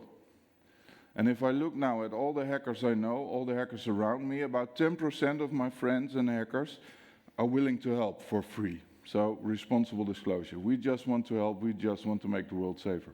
About 30% is still business logic stealing, so espionage, so factories breaking into other factories to get to their secret stuff and try to build their own. Then we have 10% about which is activists. Well, everybody needs a right to shout, so I think that should stay. Then we have 15% script kiddies, and about 35% criminal hackers. Most of those criminal hackers are kids who aren't criminals by nature at all. What happens is they download a database because they learn how to hack on YouTube, and there's credit card information in there. They know they cannot use this information. They know because they get arrested. But they talk about it with their friends. I got a database with credit card information. Then a criminal hears that, goes to them and said, I will give you money for the database. You can use it anyway. I can. Here's a lot of money. And then you are a kid. You're like 13, 15, and you're sitting there and think, oh, I cannot use this, and now I get money. Okay, let's do it. Not knowing that criminals will come back a week or two later and say, I need another one. And then the kid says, I don't have another one. It was a lucky shot. Go get me another one, or I will harm your family or your sister or whatever. That's how they are rolled into that. We hear a lot about this stuff. And I'm not saying every criminal hacker is not criminal. No, of course there are criminals, but a lot of them are not criminal by choice. So what if, for instance, we can have those kids learn how to ethically hack and help them and just pay them for the bugs they find on a normal way? Help you get better, you pay them, they are happy, they don't have to look over their shoulder because a criminal is haunting them, and they help society get better. Those 15% of script kiddies who want to hack, just come to us, come to KPN, come and learn from us, and we're doing a lot of initiatives there as well. Also KPN is doing it to learn kids and to get them interested in security and to help them learn hack the ethical way. If we could fix that, and I know it's not a real world scenario, but the closer we can get, the better, then we would have 60% of all the hackers on the right side. And I think whatever problem is then tossed at us, whatever insecure IoT device is tossed at us, we can fix it. Because we love to hack and we love to do stuff like that. So with that, I will leave you. I hope you had fun. Winners of the Club Mate, come here. I have some bottles left. Thank you very much. And don't forget to hug a hacker.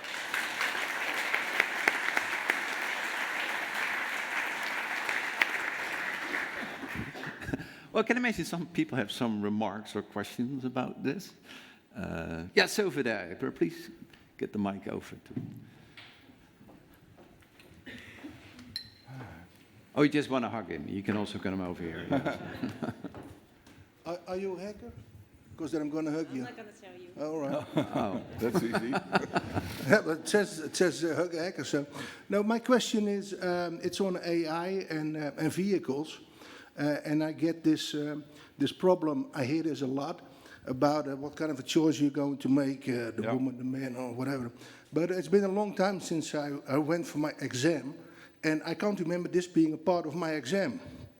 So why do we have other requirements for AI as that we have for humans? Yeah.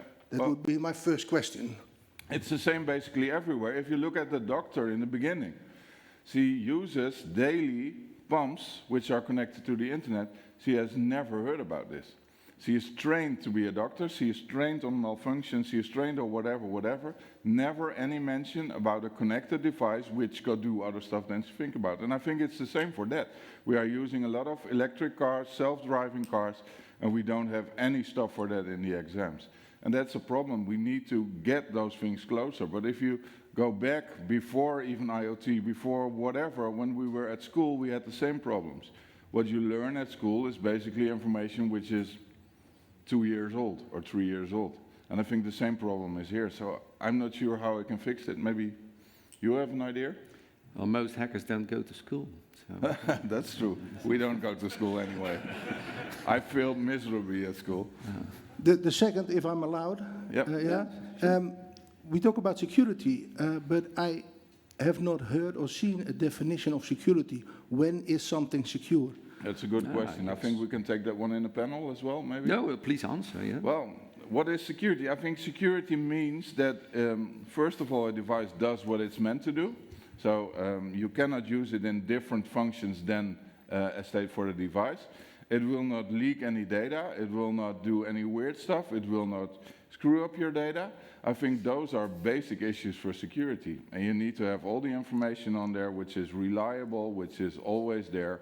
So basically the same setup for normal security as for IoT security, I think. But I think still this is a good one for the panel, maybe. Well, isn't that the main point from We Are the Cavalry, that when security bounces with safety, then it becomes interesting because, well, there were no lives at stake up until now, but now people are dying in hospitals or in cars, then we get their attention, Yeah, and also TNO is doing a lot of research on that, on safety and security and the mingling. And it's still, for instance, if you look at car security, there are ASIL standards, I think, for that, which define braking lights are important in this and this standard. And it defines your lights, your turning lights are important in this and this standard. And we now have automatic steering, but it's still defined in a very low category, which is stupid, because if automatic steering fails, we all die. So it should be higher up, but still too late, too less. Yeah. You mentioned a panel, but we're doing that after a short break, so we still have some ample time for other questions or ideas you just want to throw out to Edwin. Anyone else? No? Then we'll take a short break, let's say 15 minutes for coffee, telephone, toilet, all that kind of stuff. But first, a big applause for Edwin van Andel, of course. Yeah.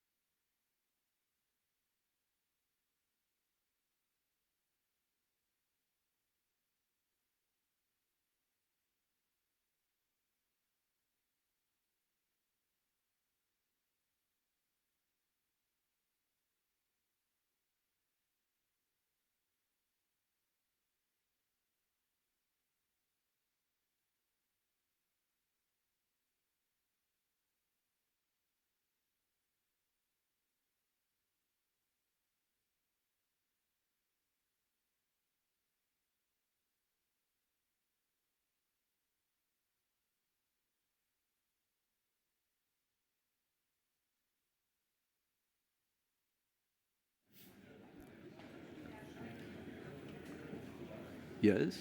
Ah. You're actually one of the most polite audience. Everybody just came in, is quiet and stuff. Yeah, I really like that. But if you want to join us in the discussion, please do so. There are two folks with a microphone. And if I don't see you, you just shout and wave and something and mingle in the discussion. Because with the two keynote presentations, we already saw what was actually happening with IoT going online and all these vulnerabilities. For the people who just joined online, hello, I'm Chris, and this is our panel. We're going to talk about security and IoT. We already had two keynote presentations, and if you just zoomed in, they're still online, so you can follow the panel discussion and watch the keynotes afterwards. We're going to continue with these four experts. Well, Edwin van Andel, you have already seen in the keynote previously. Yes. Next to him, we have Nelly Gowie of the Ministry of Economic Affairs and Climate. There she's a senior policy coordinator. She also used to be in the same position at the Ministry of Security and Justice, of Justice and Security, we now have to say, yes. And you were also one of the first students from the Cybersecurity Academy. And you're actually also one of the people started with Alert Online long time ago. It's kind of your baby, right? But it's now grown up and being handled by other people. Exactly. Next to you, Ben Cox from Philips. And he's the senior product security manager, and for 18 years now already. And he started in 1984 as a software developer. So he doesn't only know about hardware, but also the software side to it. And of course, Philips makes a lot of these smart IoT devices, and you're responsible for their security. So, so it's pretty cool you're here. Finally, Ivo Schor. You also used to work at Philips. That's a long time ago, but very briefly you worked over there. But he now runs a research program at the Consumers Association, in Dutch, the Consumentenbond. Not only nationally, but also in collaboration with other consumer associations, testing IoT devices, and a lot of them. I saw an exhibition at the one conference, which was quite interesting. We saw cameras, but also sex toys and stuff. Yeah. Funny. Okay, let's go back to Edwin. We just saw your presentation, but a whole lot of crap that hackers find online. There's so many devices vulnerable, and you might think, well, why hasn't the world come to an end yet? But if you have to focus on this panel discussion on IoT, which we have to fear most, what would your obvious choice be that you would say, okay, we put this on the internet, it's vulnerable, and this is really going to cause us a whole lot of trouble? There's too many stuff, too many things to fix, of course. But one that came to my mind is one I just recently heard about, and I cannot give any names out. But for instance, a city has a defense against terrorism, which are basically barricades going up and down in the city. I heard that a certain city, which name I cannot, of course, tell, had some issues connecting those devices back to their centrals, so they just put 4G cards in it, which means that you could just, via the internet, via 4G, put up some walls in some city and just block everything going in and out. Stuff like that scares me a lot. Might have been convenient at one conference when we had all these farmers. For right? the farmers, yeah. But it was a different city, right? I'm not saying. No, but then again, we're going to talk about consumer electronics. Hopefully, this is not consumer electronics. Yeah, like fun game to put the city on walls. No, but if you look at the webcams, the smart TVs, the cars, every smart device we use, which device we need to be most cautious of? Well, basically everything. I mean, if you look at, for instance, stuff that manage your heating system or something, or your lights, or your fire alarms. Everything is connected. So if you can just disable a fire alarm and put up some stuff that maybe causes a fire, you have a big issue. Yeah. So that's one. Web cameras, stuff like that, of course, very, very scary. And all those things you buy at the convenience store or whatever store, they all have the same password. And of course, on tab 8 of your booklet that you get with it, it says, please change your password.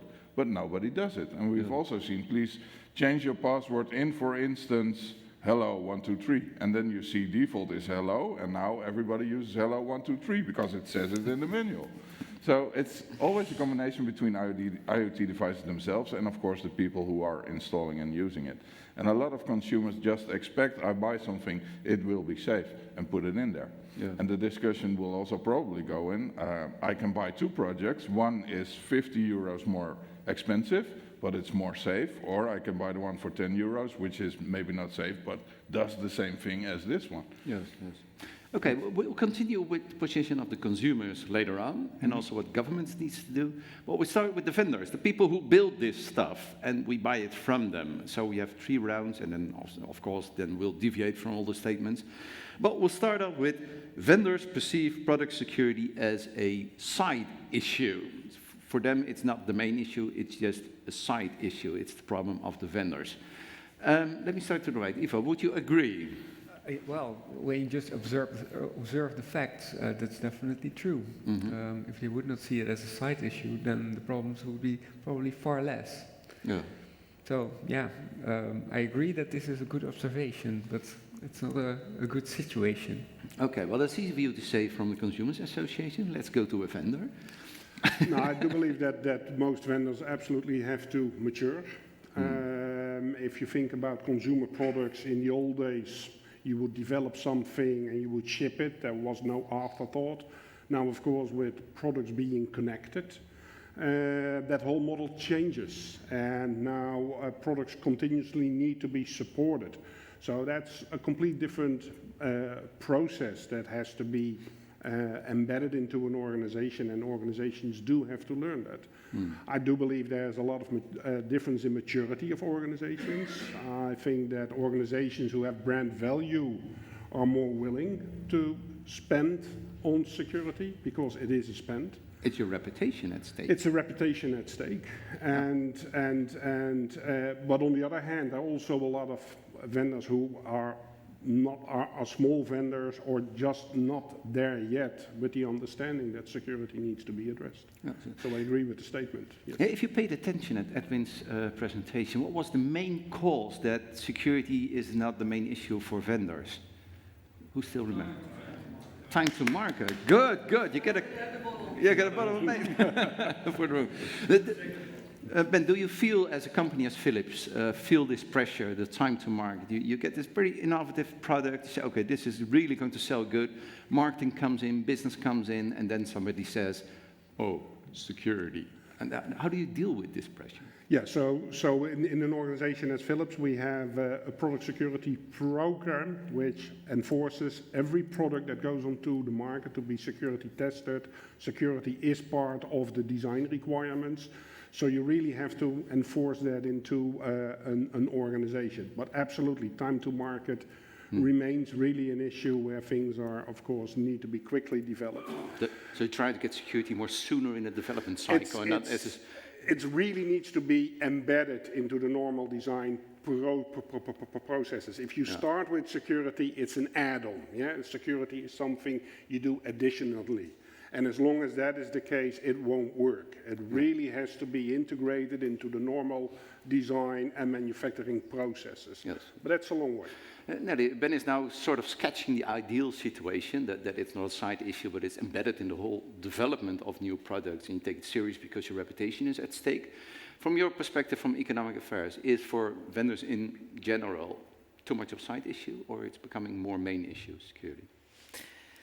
Well, I agree that it is still a side issue, and also that time to market is one of the main problems why you can't get it in. It's not only part of reputation, I think, because there are also a lot of smaller vendors from overseas that people don't even know, or it's basically the same device, and that then gets shipped here, and then brands that we do know that are in the convenience store put their stickers on them.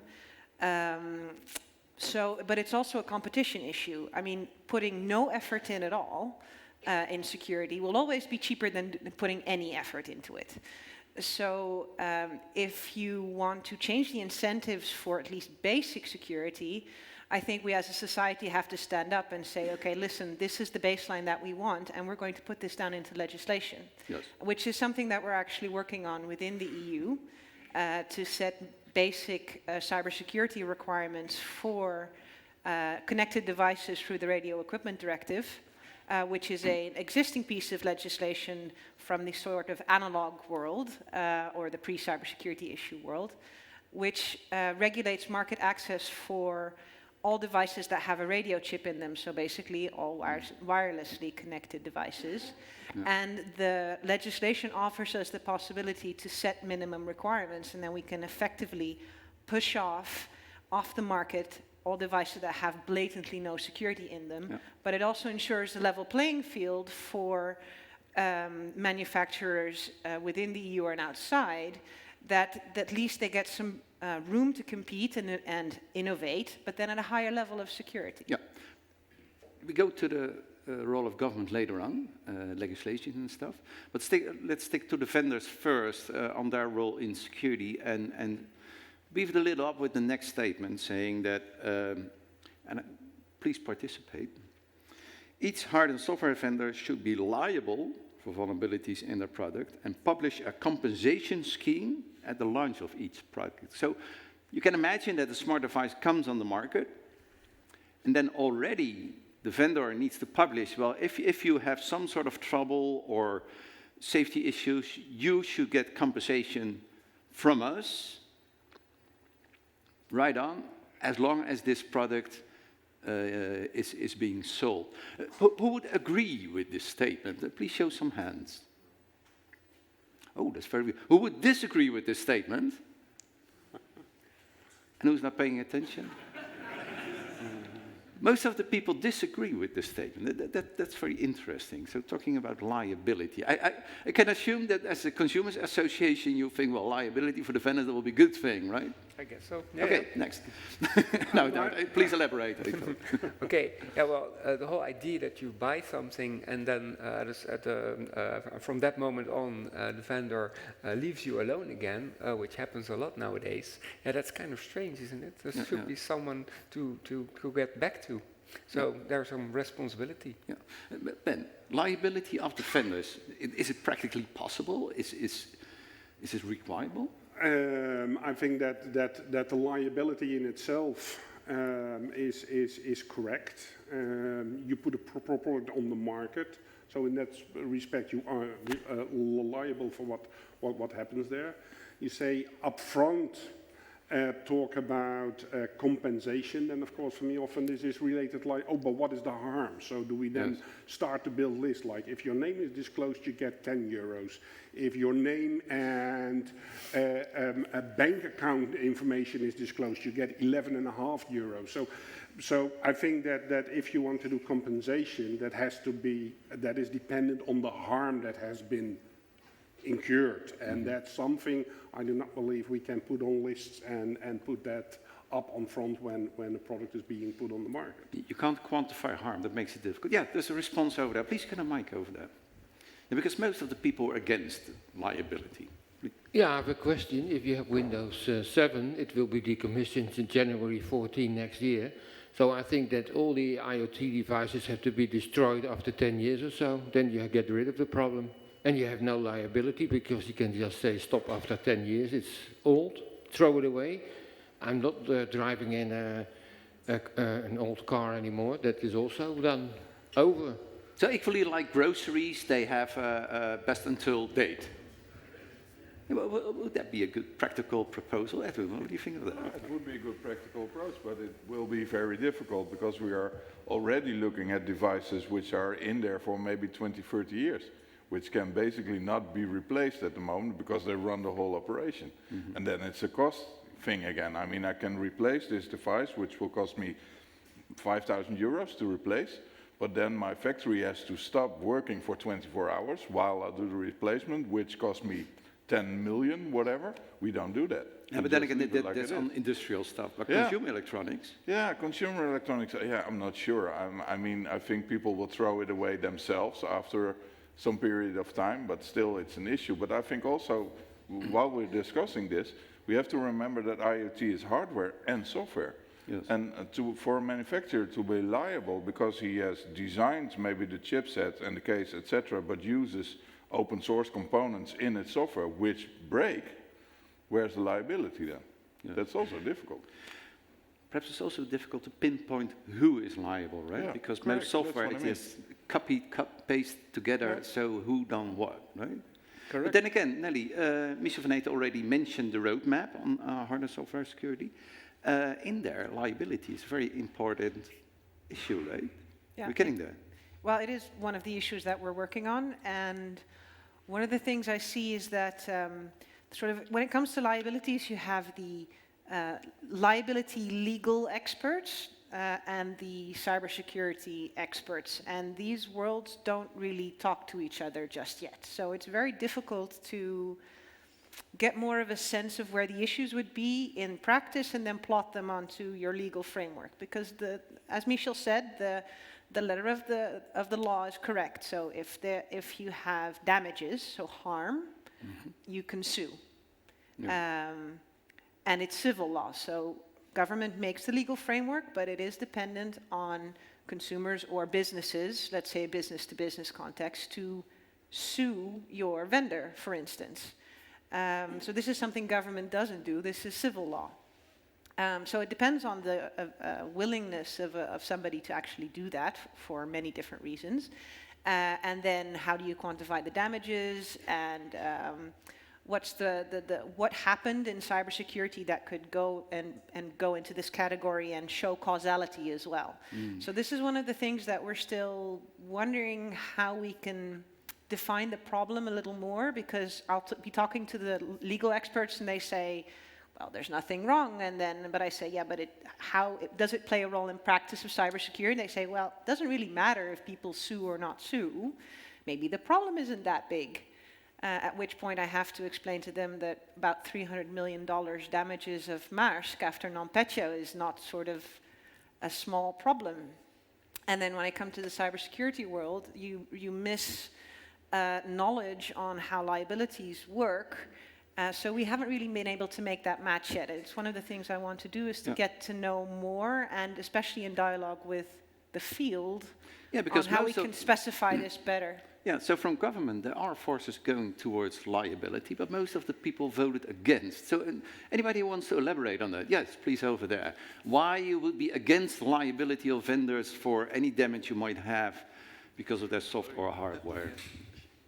Well, let me explain why I voted against, because it was exactly what Ben said. It was the implications that you put after the question that made me vote against. Because if you just had asked every hardware software vendor should be liable for vulnerabilities in the product, I would agree with you. Oh, okay. So, yeah, so the practical matters. The practical matters, and who's liable, and if somebody loses the data that is not in your company, but was your company's data, and you have this upfront scheme, then it doesn't make sense to me. So the things you added made me vote against where I normally would vote for. So if you have a smart lock on your building, and Edwin walks by with a 75-kilo magnet, opens your door while the vendor said, this is totally secure, he rips your whole house, would you go to the vendor and ask your money back? No, I think I would go to the police to see if if I get him arrested under criminal law instead of civil law. Then I'll probably say, oh, it's Edwin, we know him, he's an ethical hacker, just helping out, just proving his point, so, sorry. Well, depends. Depends, yeah, sure. Okay, thank you very much. Chris. Yes. But I think that's exactly what was just mentioned, is one of the key points, of course, when we talk about security and liability. That example would be a malicious act of a third person. Yeah, and that makes it very complicated. But when it comes to safety, if people die or get injured because of smart devices, I assume that the legal framework for liability would work, right? Again, not if it's a malicious act. No. Yeah, because if someone sets a house on fire and the house burns down, if the person was laying in bed, it's not the bed manufacturer that we're going to sue because the person died burning in that bed. Yes. So that's the complication. Depends. But how does it work, for instance, with the example we did at the one? So there's a medical device which is hacked and then the person died. Would the manufacturer be liable? Again, you can argue, depending on the intended use. I would wonder why infusion pump Not that it has wireless, because that has a function, but why a wireless pump, why such a pump would be connected to the internet? I would ask the hospital, why did you do that? Yeah. So again, complex situation. Depends on the context, right? I think we probably just need more legal cases to get case law working. You had a question? Or? Oh, you're just waving. Oh, you have a question, yes. Please, microphone over.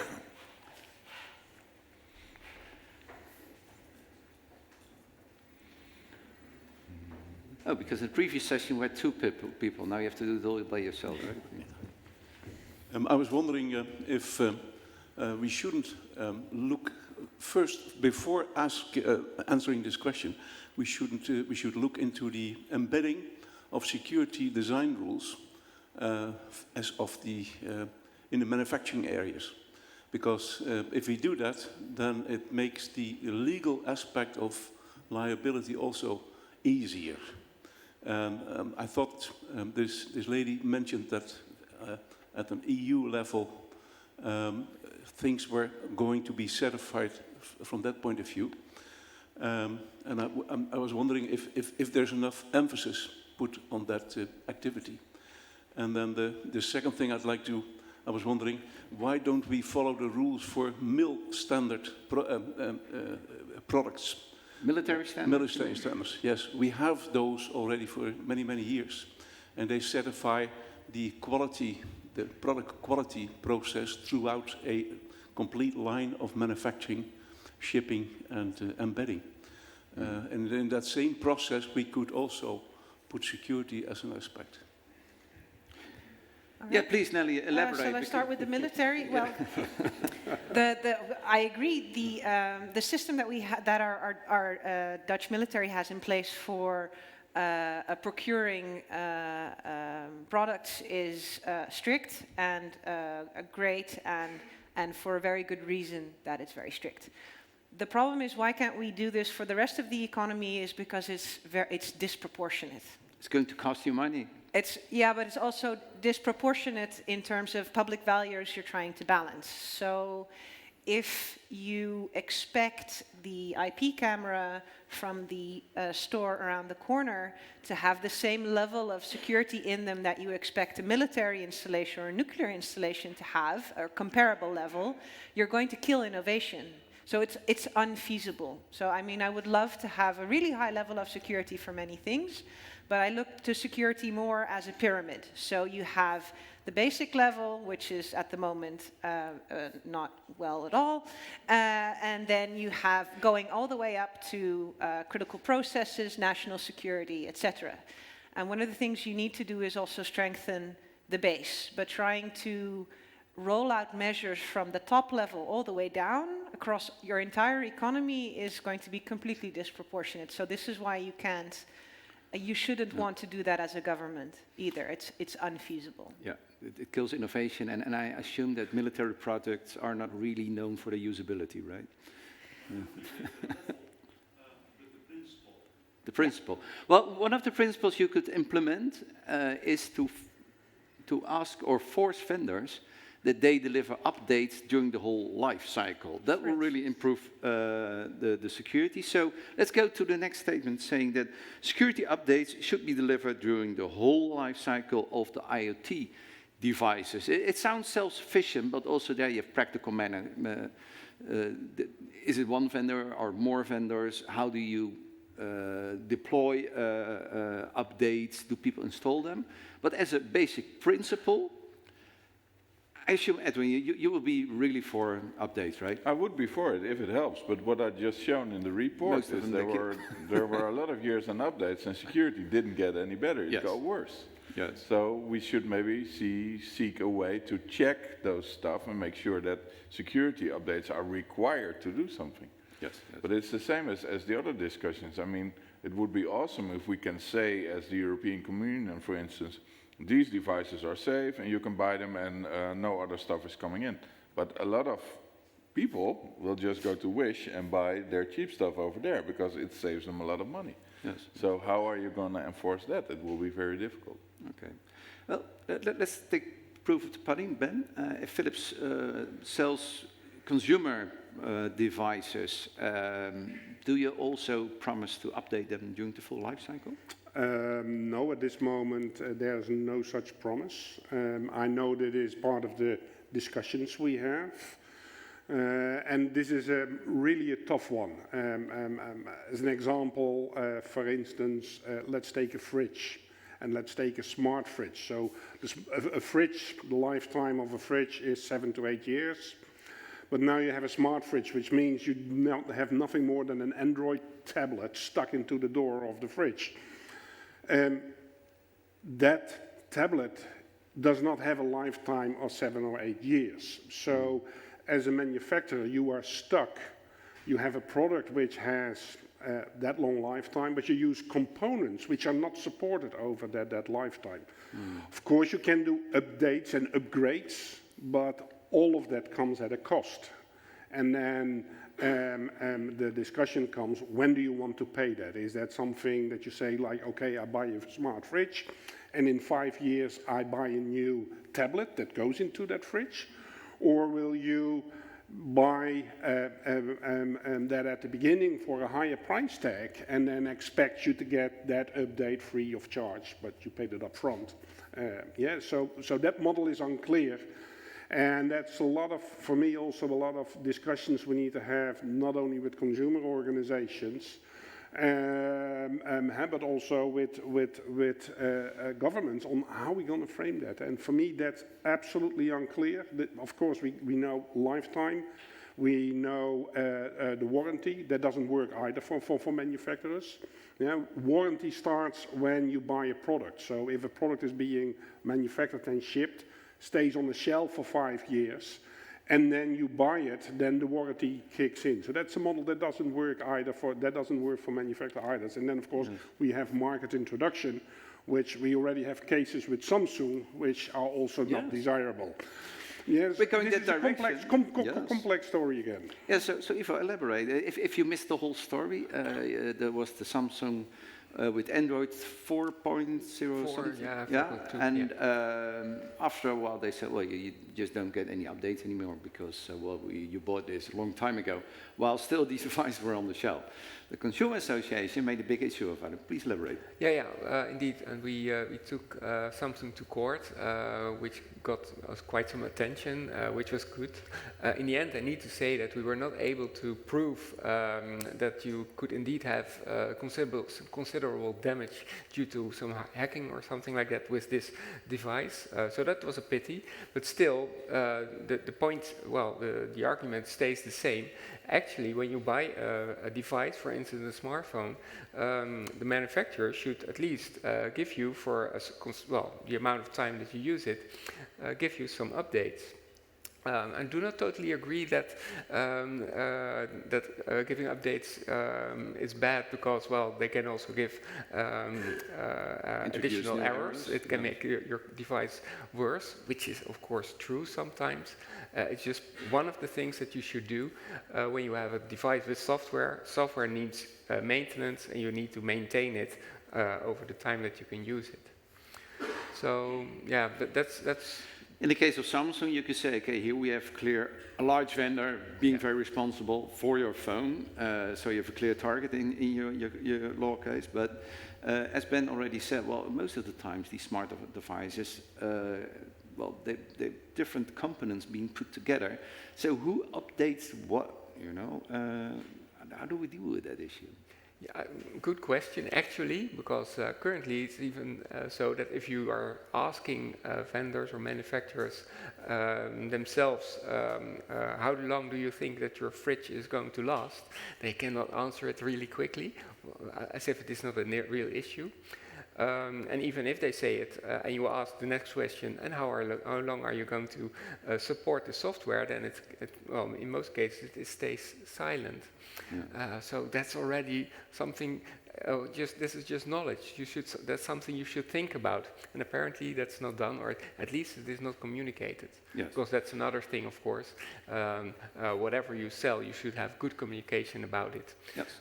Actually, that's what the Ministry of Economic Affairs is going to do next month, right? There's going to be a big campaign, update your IoT devices. They even have some nice comics and stuff with it. You'll be experiencing that next month.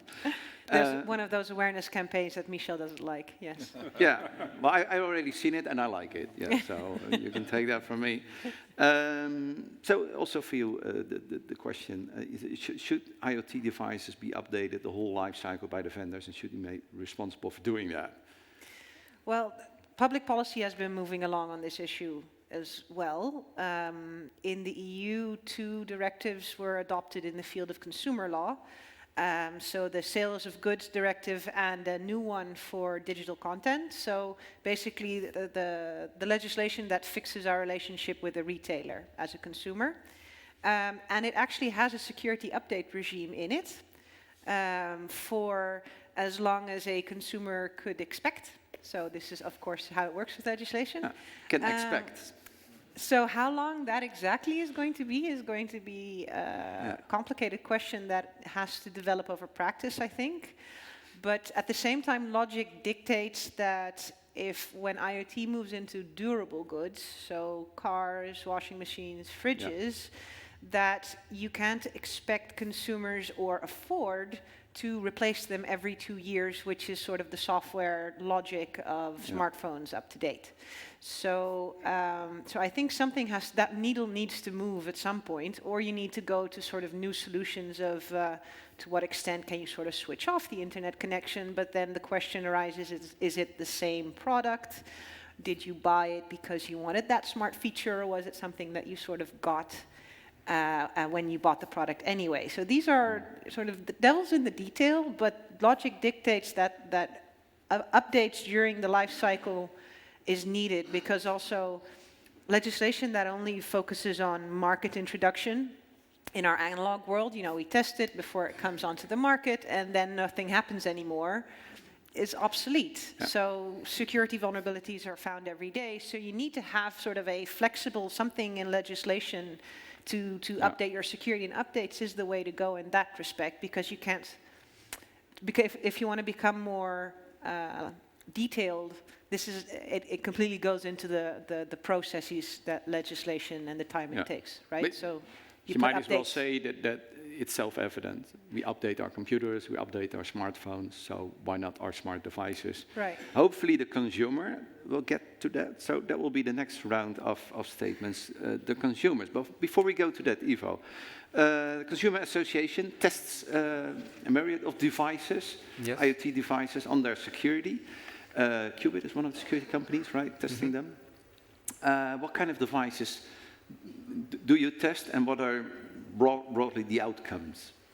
Okay, well, we test a lot, that's for sure, and nowadays there are coming more and more devices that are also internet connected, and you can also divide them a bit in devices that are only partly internet connected, or only a part of the product group, is it? But okay, just mention something that are some devices that, or product groups that are, well, let's say fully connected, and those are, for instance, of course, the security cameras, which are sometimes really not that secure. Interesting. Anybody ever viewed webcam roulette? It's funny, you just push a button and you see all sorts of webcams coming by all over the world. That's one of those things. Then also, of course, the smart doorbells. We found some interesting problems there as well. Also, the fact that actually you can, of course, just take off the complete doorbell and you can reset it and use it for yourself. This is a valuable thing. So there's not really an account coupling with your device, which you have with your smartphone. It's mostly not there with those doorbells, which means that there's a market for it. And then one of those vendors has some mitigation. Okay, if you can prove that it is stolen, you'll get a new one. So those are some examples, but you, I think from this panel, has most contact with critical consumers. So if these smart devices show up in between washing machines, household devices, and you name it, are these consumers sensitive for security? Can they really objectively judge the security of a product, which is the next statement? Well, security obviously is a quite a complicated thing to assess, and you can safely say that our readers and members mostly are not really knowledgeable to make judgments themselves. What we can do is, of course, put a figure on it from 1 to 10 or something like that. But still, then it is hard to assess whether something as an 8 or something is that secure. Yes. So we really need to give a lot of explanation around it, and we're also still experimenting or maybe struggling with giving that message. Yes. Indeed, this is something complicated. Yes. If I look at the rest of the panel, it's impossible for users to objectively judge the security of IoT products. Would you fully agree, all of you? Or any of you disagrees? Does any of you disagree? Saying, well, these consumers, that they really know. Mr. Van Eten showed in his presentation when they actively approached some of the users of IoT devices, they were actually willing to fix it. So there is somewhere in the mindset something that, they even start updating their files and stuff. So, anyone who would disagree with this statement? Good, then we agree. The first time everybody agrees. Okay, so let's go to the next one then. Also always the discussion also between why do you buy a device and what do you expect of it. We've seen the hot kettle in the UK, where people via the smartphone could put on the kettle, and then when they came home they had tea, which is a need in English. Yes, of course. But that thing had an open Wi-Fi, and you discuss with people, okay, there's an open Wi-Fi, you have this thing connected, so via that Wi-Fi I can maybe do stuff in your home. They don't care. No. Some don't care, they just want to come home to a hot cup of tea. So they buy the thing, they know it's insecure, just don't care. Yes. Also a big problem. Which leads us to the second statement, that you should be empowered to judge security better. To judge security of IoT products. Should we? Who agrees? Well, there's quite a few. So who disagrees? Who would say, no, you don't need to empower users for judging security? You can't. Oh yeah, if you saw the previous presentations, quite a lot. Yeah, so here's a little bit of disagreement. Who? Shall I sort of go grab it? Well, to me, it's a little bit of both. I think I agree with a lot of that Michel van Eten says, that we sort of have to stop saying, oh, consumers can choose. Right? Give it to consumer choice and they can choose. We can't expect consumers to have PhDs in computer science. They're not going to, and it's never going to happen. So I think it's up to us as a field to make sure that these things are more secure by default. So for instance, because I'm trusting that this chair is not going to break on me while I'm sitting on it, and then nobody's going to blame me. It's like, oh, why did you sit in this chair? You should have chosen the one that Ben is sitting in because that one's better. How am I supposed to know? I trust in experts in a field, in their different specialties, to make things better. And I think everybody here collectively, are that field. Doesn't really matter where you work, what your interest is per se. We need to make it better for everybody around us, because we've also done this in the physical world as well. One of the reasons I think consumers don't have a clue per se is because in our physical world, we build such a safe physical world that we're not walking outside of the building and then wondering if we're going to get mugged or killed, or right. So we have a really safe world around us physically. So it's very normal that they expect the same level of security or safety in that digital world. They already presume that it's secure, so we need to make sure it is, to the extent that we can. At the same time, if they also have to do things on their own. You also have your own responsibility. If there's that update button, you need to click on the update button. Yeah. Right, so you can't say to people, oh, you don't have to do anything anymore. But I think that we need to change it. That we need to see a responsibility to make it better by default, more than just only consumer choice. Yes. Well, I heard a hacker once say, you can't patch stupidity. That's true, but we're doing our best by, educating the crowd on where things can go wrong, by the Consumer Association making more transparent which products are more or less secure. We already talked about education. We need to be more tech savvy. What else can we do to empower the users to be more critical on crappy devices? Anyone? Yes, over there we have a response. Where's the, oh, there's the mic, yes. Throw it over there. To ensure that they know the impact of the device. Yes, so with a security cam, it's quite self-efficient that they can look inside your home. With a smart fridge, your groceries can, is that what you mean? Yeah, to make the risks more transparent, so users can do a sort of risk assessment on their products, right? Is that the way to go? Yeah? Yeah, that's the way to go. And it's fun too, right? So you make experiments on how these IoT devices can be worse at all, and then you show it to the consumers, and perhaps Economic Affairs can use it in their campaign. Well, if you don't update your car or stuff like that, this can happen. Would that be the way to go? It would give cool movies, I think. Yeah.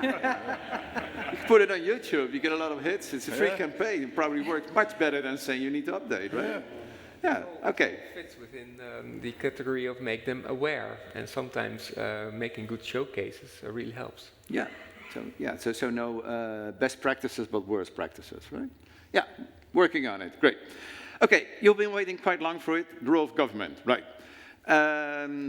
Nelly from the Dutch side of Economic Affairs, and Ben from more European level.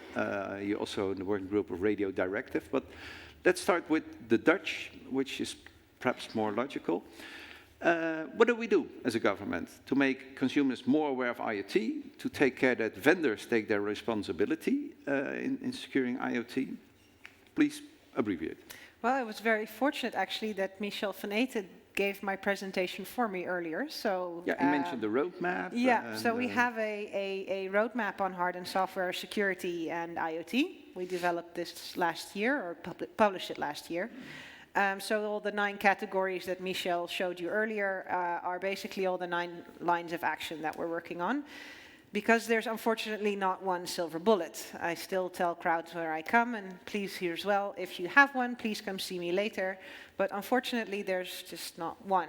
We need to do many different things to change the incentives in the market so that the market produces better secure products. So I already mentioned a couple of things moving along. When it comes to legislation, we need to fix this in the EU. I mean, we're an open economy. It's not really going to work if we only do this in Holland, because then it's not new gadget for you that everybody wants the day after. But also it creates a level playing field also for our Dutch industry. So we're working on the radio equipment directive I mentioned earlier to set mandatory minimum requirements that we can fix within the existing framework somewhere like second half of next year, we hope. We're working hard to find support in the EU to get this done. And we're also working on cybersecurity certification in a more broader scope than just consumer IoT devices. So under the Cybersecurity Act that was adopted this year, which creates a framework for certification for ICT products, processes, and services. So really broad, and also certifications up to different levels. So we can also go into the really complex questions and high levels of security that we also need to get done. So it's all sort of steps in the next direction of maturity in this field, because at the moment we simply have no bar at all. We have no bar to say what do we think that at a minimum products need to have, and then setting that bar will at least have an effect. It's not going to solve the whole problem. There are no perfect solutions, but at least it's a step in the right direction. So from policy making, we really work hard to move the public policy process toward it. But then the question becomes, what are the requirements going to be? Of course, yes. And this is where Ben comes in, Yes. and this is where I, as a policy person, sort of take a step back and say, Ben, can you work with this and then with industry to make the right requirements? Well, not only as industry, but the Dutch regulation also works within the European framework, and you already mentioned the radio equipment directive. And Ben, you're in their working group, right? And the radio equipment directive is also already quite some years old. So how does that work? Can we from there expect some regulation on the European level we can work with as Dutch in order to get IoT devices more secure? Yeah, so as already stated, the Radio Equipment Directive is about the CE marking of any product that's put onto the European market that has a radio. So radio is very broad, yeah, so it's Wi-Fi, Bluetooth, Zigbee, you name it. So most of the consumer IoT products would need to fulfill the requirements under the Radio Equipment Directive to be able to put the CE marking on that product. So in Europe, there are 3 standardization organizations, and I am the convener of one of the working groups that really looks into the requirements for these type of products. We're also asked by the European Commission to already start looking at what are the basic requirements that are necessary for consumer IoT, or at least for all these connected products.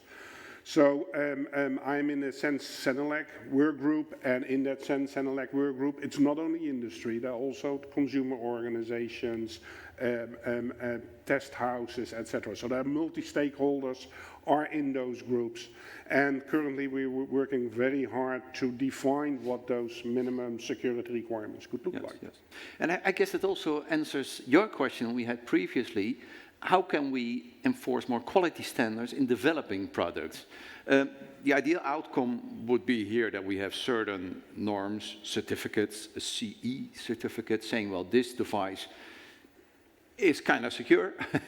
And if you don't have this label, it's probably not, put bluntly. Is that the way to go? The biggest challenge, of course, with the CE marking is its self-declaration of conformity.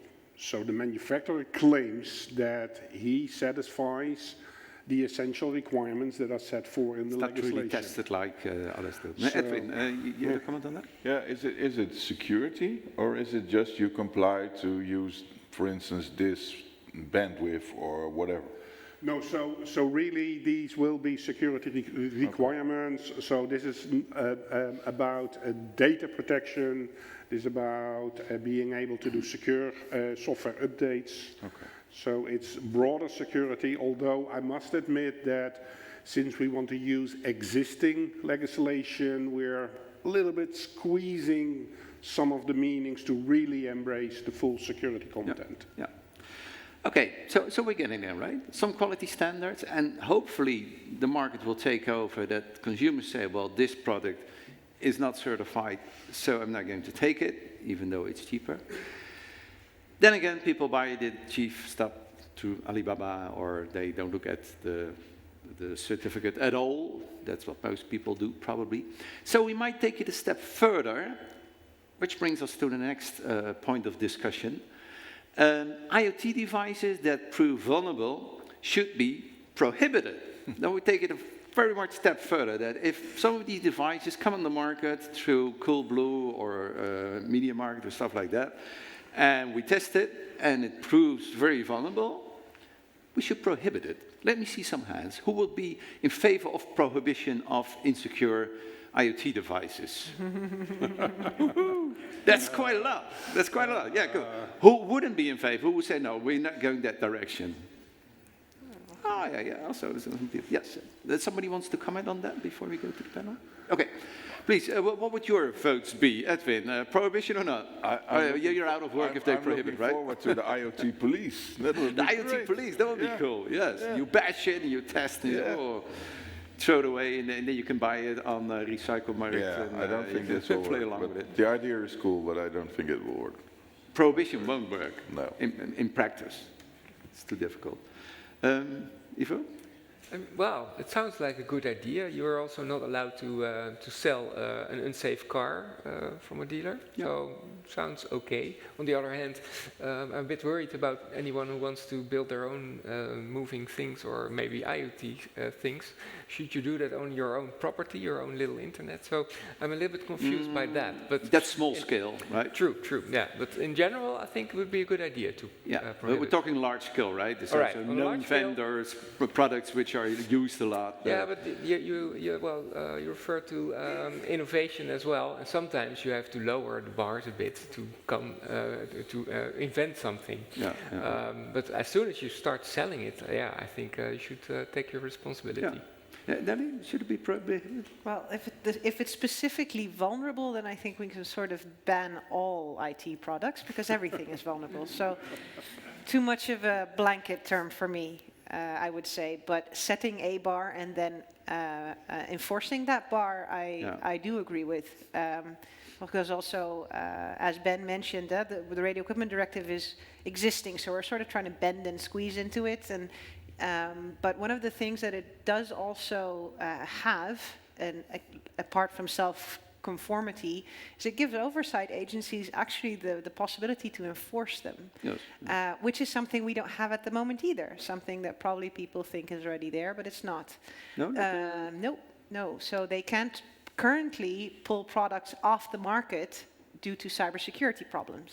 So that's exactly what we're trying to fix. Then we would need a sort of cyber police, IoT police. So vulnerable and prohibited, complicated questions, but especially everything that's vulnerable, then we can sort of shut down all technology. But then again, Ben, if I ask you not as a member of the working group, but more as a vendor, it would level the playing field for you as a vendor who would like to do good, right? If the bad guys are caught, then it's much easier to sell secure products, right? Yeah, of course, you absolutely need that level playing field. Otherwise, it will be very problematic because security comes at a cost. That's clearly because it means additional resources need to be there all the time to do the security monitoring, to create the patches, to validate the patches, and be able to get these on the devices. So security comes at a price. And if we don't have that level playing field, those who are secure are probably also a little bit more costly and then not the chosen ones. Often with consumers, maybe a little bit of a harsh statement. Most of the consumers, if they would buy a robot vacuum cleaner and they can choose between a secure one or with blue flashing lights, they probably will select the one with blue flashing lights. So that's a bigger picture. Regarding the statement, of course, I do understand we want to make bold statements. For me, IoT devices that prove vulnerable and are not remediated in a timely fashion should be prohibited, Yes. But we might need to wait for case law, right? That we have a large vendor who willingly and knowingly just messes up with mass-scale use of certain IoT devices, keeps on selling them, and somebody takes them to court and says, okay, now we have some case law which scares the bad guys off. Might that be the way to go then? If you talk about prohibition? Yes, case law always helps because it sets the bar. It really depends on in what context. So we were talking about liabilities earlier as well. So when it comes to civil law, it all also is about who's going to sue who and how complicated is that case going to be. So for instance, one of the things I read on liabilities, and one of the questions are, hey, is software, which is part of a device, so embedded software, is that also part of the product, or do we need to look at this differently? And then supposedly the European Union already said, the European Commission in 1989, that they thought that this was the case. But since that time, there has been no case law to actually validate this statement as well. So case law is very useful, but it needs to, it doesn't sort of happen magically. Yeah. With prohibition, it's before it gets sold, right? Let's take it a little step further. There are already a lot of IoT devices online which prove vulnerable. They form botnets, all sorts of horrible things they do. The answer Fred Grapperhaus asked but didn't dare to answer. If there are armies of botnets being created through IoT devices, should the government be allowed to shut them off? Which wasn't one of the statements, by the way, but I'm just making it up now. But should the government be allowed to say, okay, now in the Netherlands, we are being bugged by so many IoT devices, we are running a campaign to shut them off, which is pretty severe measurement. Would that be technically possible? It would be technically possible, but there's different things at stake. I mean, this is the same when a CNC server, for instance, does a lot of malware spreading. You will attack the server, but if it's in the Netherlands, it's easy, but most of those servers are based in Russia or whatever. Yeah. Then if you go in there as law enforcement Netherlands or as government Netherlands and you shut it down, then it depends on the state behind it if you are in trouble or not. So there's a lot of things to weigh off. Yeah. Sorry? Yeah, okay. Perhaps a milder option will be to update it. Yeah, could be. But yeah. So should the government be allowed, if they see a lot of outdated devices, say, okay, we run an update ourselves? Are you allowed to do it? That's the big question, and I don't think there's a law or whatever for that as well. Yeah, how does that work legally? I like the idea. Yeah, is government allowed, if they see many outdated IoT devices which just need to be updated, fix the problem, that the government will run a campaign saying, okay, well, the users aren't doing it, the vendors aren't doing it, we just push these updates through the internet, boom. I'm wondering how you're going to do this so specifically, since you don't know the inside of the product. How are you going to develop an update in the first place? Well, updates and are then available. in large scales, and for me that would be a sort of the other way around. I think you need to, people have, I mean, organizations have their own responsibilities, so you need to make sure that the responsibilities are there where they need to be. I mean, we don't have the state we had in the 50s where the government will come and fix your whole life for you. It's not like that anymore for quite a couple of decades. So I wonder if this would be the way to go. Oh, yeah, we see some questions over there. Yeah, I would like that as a hacker, do that. Yeah, okay. We've already got one volunteer for the cavalry. Yes, cool. And anybody else want to comment on that? Because I'm really trying to push the edges, right? You know, how far can you go as a government? Yeah, it's over there. Is done? Yeah. So for an attempt on a silver bullet. Yes. Yeah. Yes, please. We need more silver bullets. I don't claim it to be the silver bullet, but just for discussion's sake. Well, first of all, it's three things. What annoys me is when I look at cars to compare this with software. If you buy a 1987 Toyota Corolla and you drive it today, you have a fun experience. It works and it will do everything that it should be doing for the last 30 years. If you buy a new Toyota today, then it will be outdated in 4 years because the software is not updated, the maps are not updated, and probably not every garage, besides the engine, not every garage will be able to plug into it and fix issues for you. So this is a personal annoying issue. If you compare IoT devices with other products like milk, for example, you go into the shop and you buy a pack of milk, you check the date, and you know, okay, I can drink this for another week, maybe it's beyond past the date for a couple of days, but you still know, okay, this is safe to drink, you smell it, and you're educated enough to see, hey, this is something I can use or not, or should I serve this or not? So if you compare IoT devices like this, and maybe it's an interesting thought to think about, could you put a date on an IoT device saying, well, this device will be supported for another 5 years, and would companies like Philips be willing to put a QR code on a device, scan the device, and you know, okay, this one is protected for another couple of years, and would that fix our issue? Yeah, the best before date. We already talked about that. It's actually a good idea, difficult to implement, but are you for or against it? I It sounds like a really interesting idea. What I already mentioned before, the whole fact that manufacturers even themselves do not really know how long something lasts. So let's fix that first. But indeed, if they mention that this device will last 5 years and then it will commit digital suicide, and it will also say to the consumer what it can do for you. For instance, you'll get some money back, or you have to bring it to the kringloop, something like that. But currently, the end-of-life aspect is really not thought of, and actually, that would be a good idea. It's an interesting idea. It would make idea. the internet safer. It might as well come with a small disclaimer at the bottom saying, well, if Edwin and his friends show up, this doesn't count. And also, or even we would be very interested in how the process of digital destruction, self-destruction would work, and we would try to trigger it. Maybe you can design it. No, if you hack the self-destructing mechanism, that would be cool. That would be cool. Yeah. Okay. No, I think that, and as stated before, these are part of internal discussions and also discussions with the regulators on how we can start to communicate these end-of-support dates.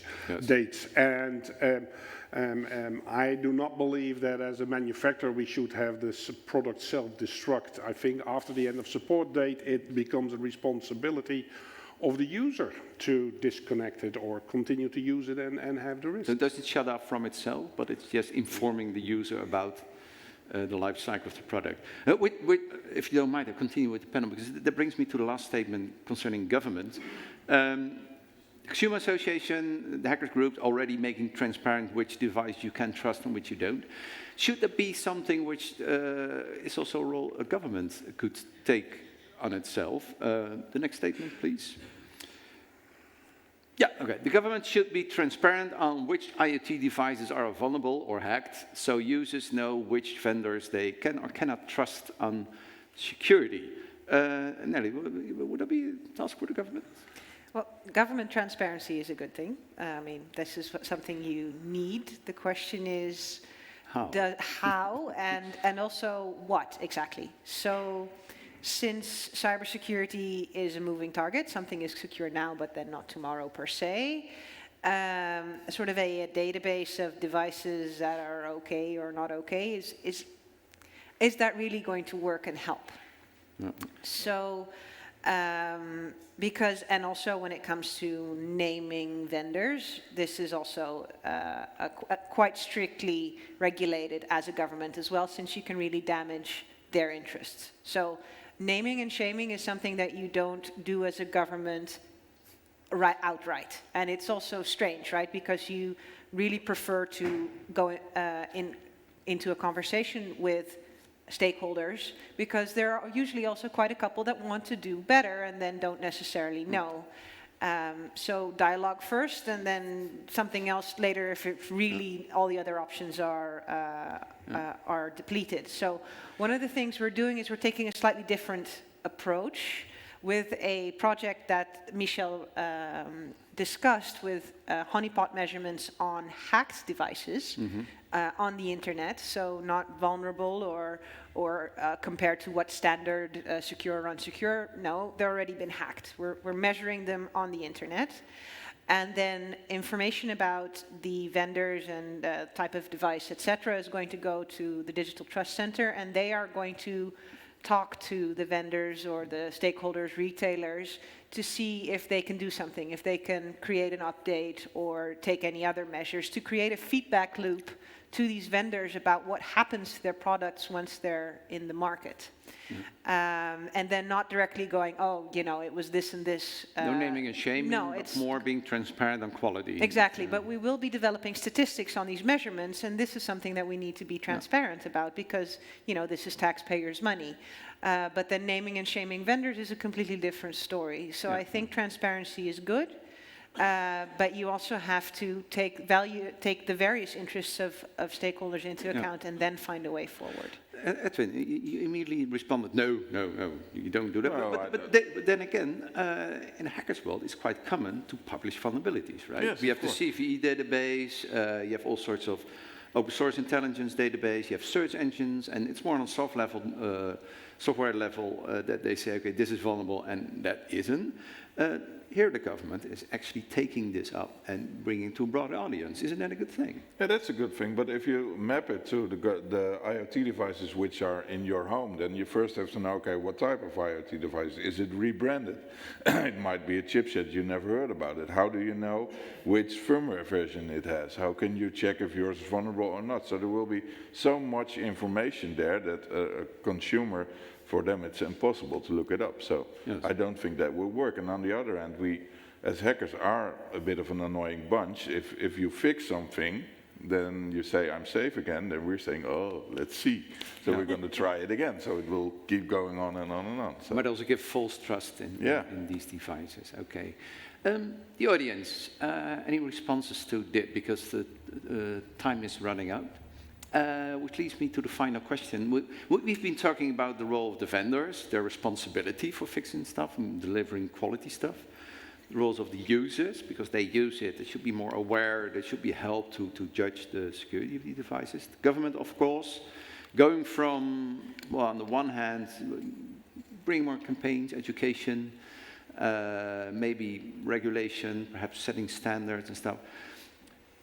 What other parties are involved in helping the IoT world more secure? Anyone? I think there is a broader role. Like one of the concerns, of course, from the IoT is large-scale DDoS attacks. Yes. I do believe that ISPs can play also a role in that, because if my Wi-Fi light bulb starts to talk to the ING bank, that's probably something malicious. So I think there are technical solutions to mitigate at least part of that risk, but that is a broader cooperation between multiple parties where vendors are involved, but also internet service providers are involved, and where perhaps even the government needs to take a role in getting that together. Yeah. Which brings in a very interesting dimension in this discussion, because we've only been talking about the harm that the users themselves experience, right? You lose your privacy, freedom of choice, blah, blah, blah, because you use this device. But as soon as they start forming botnets and stuff, it's more a societal danger. And perhaps as a user, you don't notice that your light bulb is talking to ING, or that your toaster is Bitcoin mining or stuff like that. So there, on that level, we get an important role for the ISPs. I think we agree on that. We're here at an ISP, so yeah, okay. Lots of work to do, KPN, yeah. Okay, any other actors we're missing out in this discussion? Science, media, hackers, of course, well, we talked about those. Hackers are in there. So. Hackers are always in there. Yeah. That's the sole role of hackers. Anyone else we're missing in this discussion to solve this problem? Or are we just on a good track? Or are you just up for the drinks? I guess you do, because it's 4 o'clock and it's the final end of this discussion. But before we go, ladies and gentlemen, please a warm applause for our panel members. Edwin van Andel, Nelly Gowie, Ben Cox and Ivo Verschorer.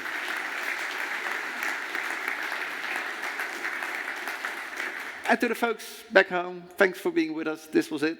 Check out pull your updates. And for the people here in the room, well, you know what you can do with magnets. You can open locks and stuff. But the magnet inside your badge, we would like to have it back. So if you go outside, leave your badges in one of the baskets. Okay, thank you very much. Ciao, ciao.